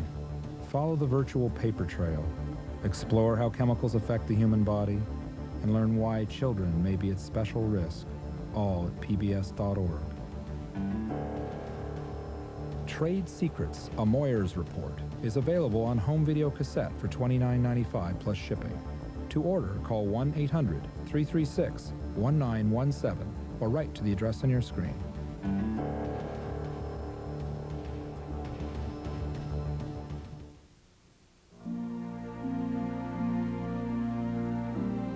Major funding for Trade Secrets is provided by the Park Foundation, dedicated to education and quality television.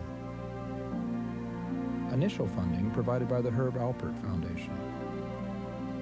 Funding also provided by the Kohlberg Foundation, the Surdna Foundation, the John D. and Catherine T. MacArthur Foundation, and by the Bernard and Audrey Rappaport Foundation, and by our sole corporate funder. For over 50 years, we put retirement and pension products to work for those in the public service. Now we're doing the same for the rest of America. Mutual of America for all of America. The spirit of America. This is PBS.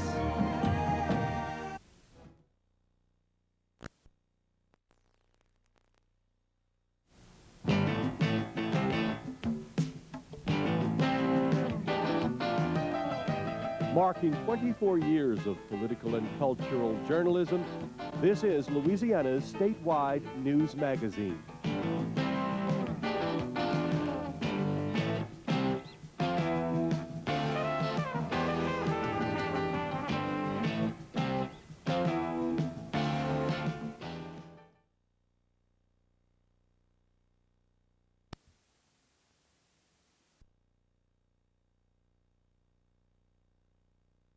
Televised documentary on chemical hazards featured Southwest Louisiana as a backdrop for industrial intrigue. Monday night, LPB broadcast Trade Secrets, a Bill Moyers report. For local follow-up to the national show, we sought some reaction in this quality of life report. He is 43 years old. Toxic neuropathy, poisoning, has spread from his nerve cells to his brain. The special was another Bill Moyers report. In it, the veteran newsman talks with the Louisiana widow of a chemical plant worker. He was eager. For the program, more than 1 million industry documents are culled to conclude the chemical industry stalled or killed government rules that would have alerted workers to the dangers of exposure to chemicals like vinyl chloride. Mary Lee Orr heads the Louisiana Environmental Action Network. It was an affirmation of what we've been hearing for the last 15 years in our organization. This is not an old story. This is not a 40-year-old story. This is an ongoing, everyday struggle for workers and workers' rights. And 15 years ago, we heard from workers about exposure, about the fact that they felt the company kept it quiet. As recent as a few weeks ago, I had a worker come up to me and say, you know, we have sort of clouds of toxic emissions come through our facility, and sometimes I'm not really even sure myself what it is. So I sure hope you do a good job to try to lower my exposure, because workers are on the front line. It comes to the communities next, but the workers are first. Pivotal segments in the program were dramatic recreations of meetings of chemical industry leaders and lawyers. Dan Barnett with the Louisiana Chemical Association says elements of Moyers' storytelling signal that the reporter wanted more to tell a dramatic story than to tell a complete story. I have the good fortune of 3 hours a week teaching over at LSU, and getting completely away from the chemical industry and teaching a class in mass communication in the manship school. And if that particular program had been handed in as a, quote, documentary, it would have got an F, because it made absolutely no effort to try in any way to reach the other side. It also used docudrama techniques to try to present the industry as a group of Darth Vaders meeting in clandestine places, a clandestine place like Pebble Beach, a clandestine place like the Biltmore, a clandestine place like the Greenbrier. These were all high-rent district places. So the idea was to make it look like that the chemical industry was meeting secretly in these high-rent district places with muted lights in rooms, as if there was some kind of a camera being carried in a briefcase to catch what was going on. He obviously picked and chose documents, and he excerpted things from those documents that were designed to make his point. And I say it, 30, 40, and 50-year-old documents. If that did go on, if it did go on in the way he portrayed it, he certainly should have given the opportunity to those companies to respond and to specifically address those allegations. By the end of the 90-minute special, Moyers concludes a pattern of mendacity clouds the judgment of managers down through workers at chemical firms. Vietnam was winding down, had a lot of people that weren't working, or if they were working for a lot less money, and the plant jobs were very attractive. So if you didn't want to do the work, just say so. Somebody'd wait and take your place. So you'd worry more about your job than about your health. I had a wife and 3 kids at home I had to feed, you know. Yeah, you worry more about your health. It wasn't though I told you it was a real health hazard, just so you didn't worry about it. The film concludes that they've been deceiving us and we've been deceiving ourselves about how dangerous toxic chemicals are. Dale Givens is secretary of the Louisiana Department of Environmental Quality. Do you think that the trend is away from that they've been more honest with themselves in recent years? Absolutely. Really? Absolutely. Tell me why you feel that way. If you look at a number of years ago, and I don't have a frame of reference, but let's just say 10 years ago, there was very little self-audit type of situations going on, where if you've got a company that has multiple facilities around the United States or around the world, those facilities operated pretty much independently and reported up for fiscal matters or whatever to a home office. But today, and starting a few years ago, these corporations will put together a team and bring in inspectors of their own from other locations to take a look at, say, the location over here on the Mississippi River, and compare what they're doing there because of the liabilities that exist today from just such a type of thing as the Moyers report or any other situation that would generate lawsuits or penalty actions by state, federal government, or third-party lawsuits. They realize that it's important to have information on what's going on inside. They've got to know themselves. They have to know themselves. Now, the big question is whether or not should they ever be sued for one thing, but I'm sorry? Should they ever be sued for one thing, but yes, right. They would want to have that data on their own. It becomes an issue then of when to share and what they may share, which they learned with the regulatory agencies. I think it's like asking a citizen to just not verify their statements for the IRS. Just say, IRS, trust me.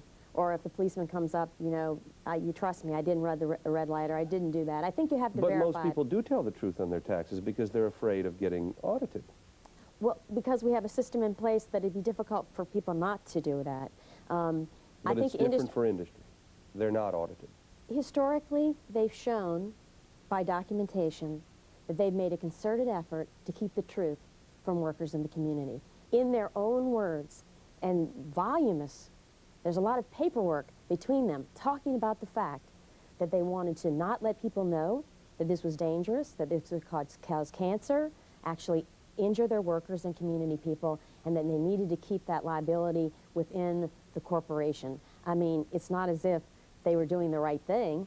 They've been doing something that's been very damaging to the health and the environment of our world, really. It's frightening. I think people were horrified. Some of our folks said, I couldn't sleep after I watched that special. After I saw Miss Ross and Ron and those folks and what they've been through, I really couldn't believe it. They knew those things existed, but to see it that way, as you said, in one story, it was really very disturbing for them. The LCA's Dan Barnett and Lean's Mary Lee Orr can agree that alert and involved citizens are crucial to working through future agreements.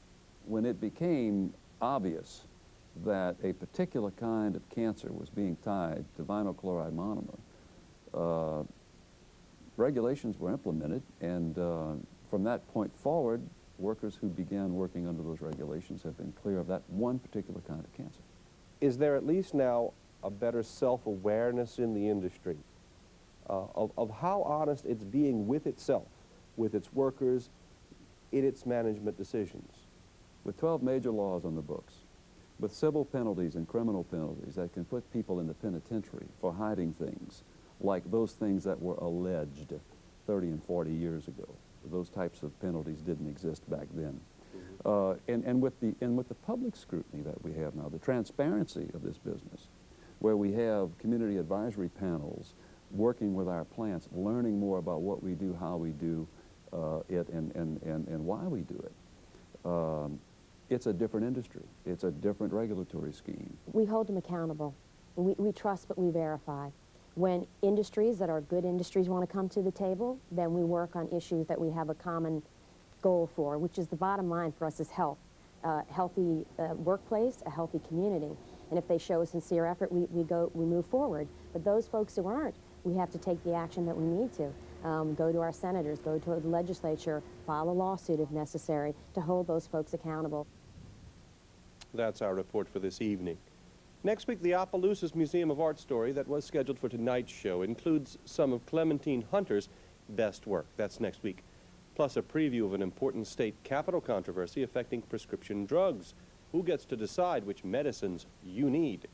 And we'll be in Lafayette to hear from people along the route of a new section of I-49. Some homeowners are not happy the big highway is coming through town. Thanks for joining us. Until next week, that's the state we're in. Write LPD at 7733 Perkins Road in Baton Rouge or call toll-free at this number. LPD offers more information and online video of this and previous State We're In editions at lpd.org.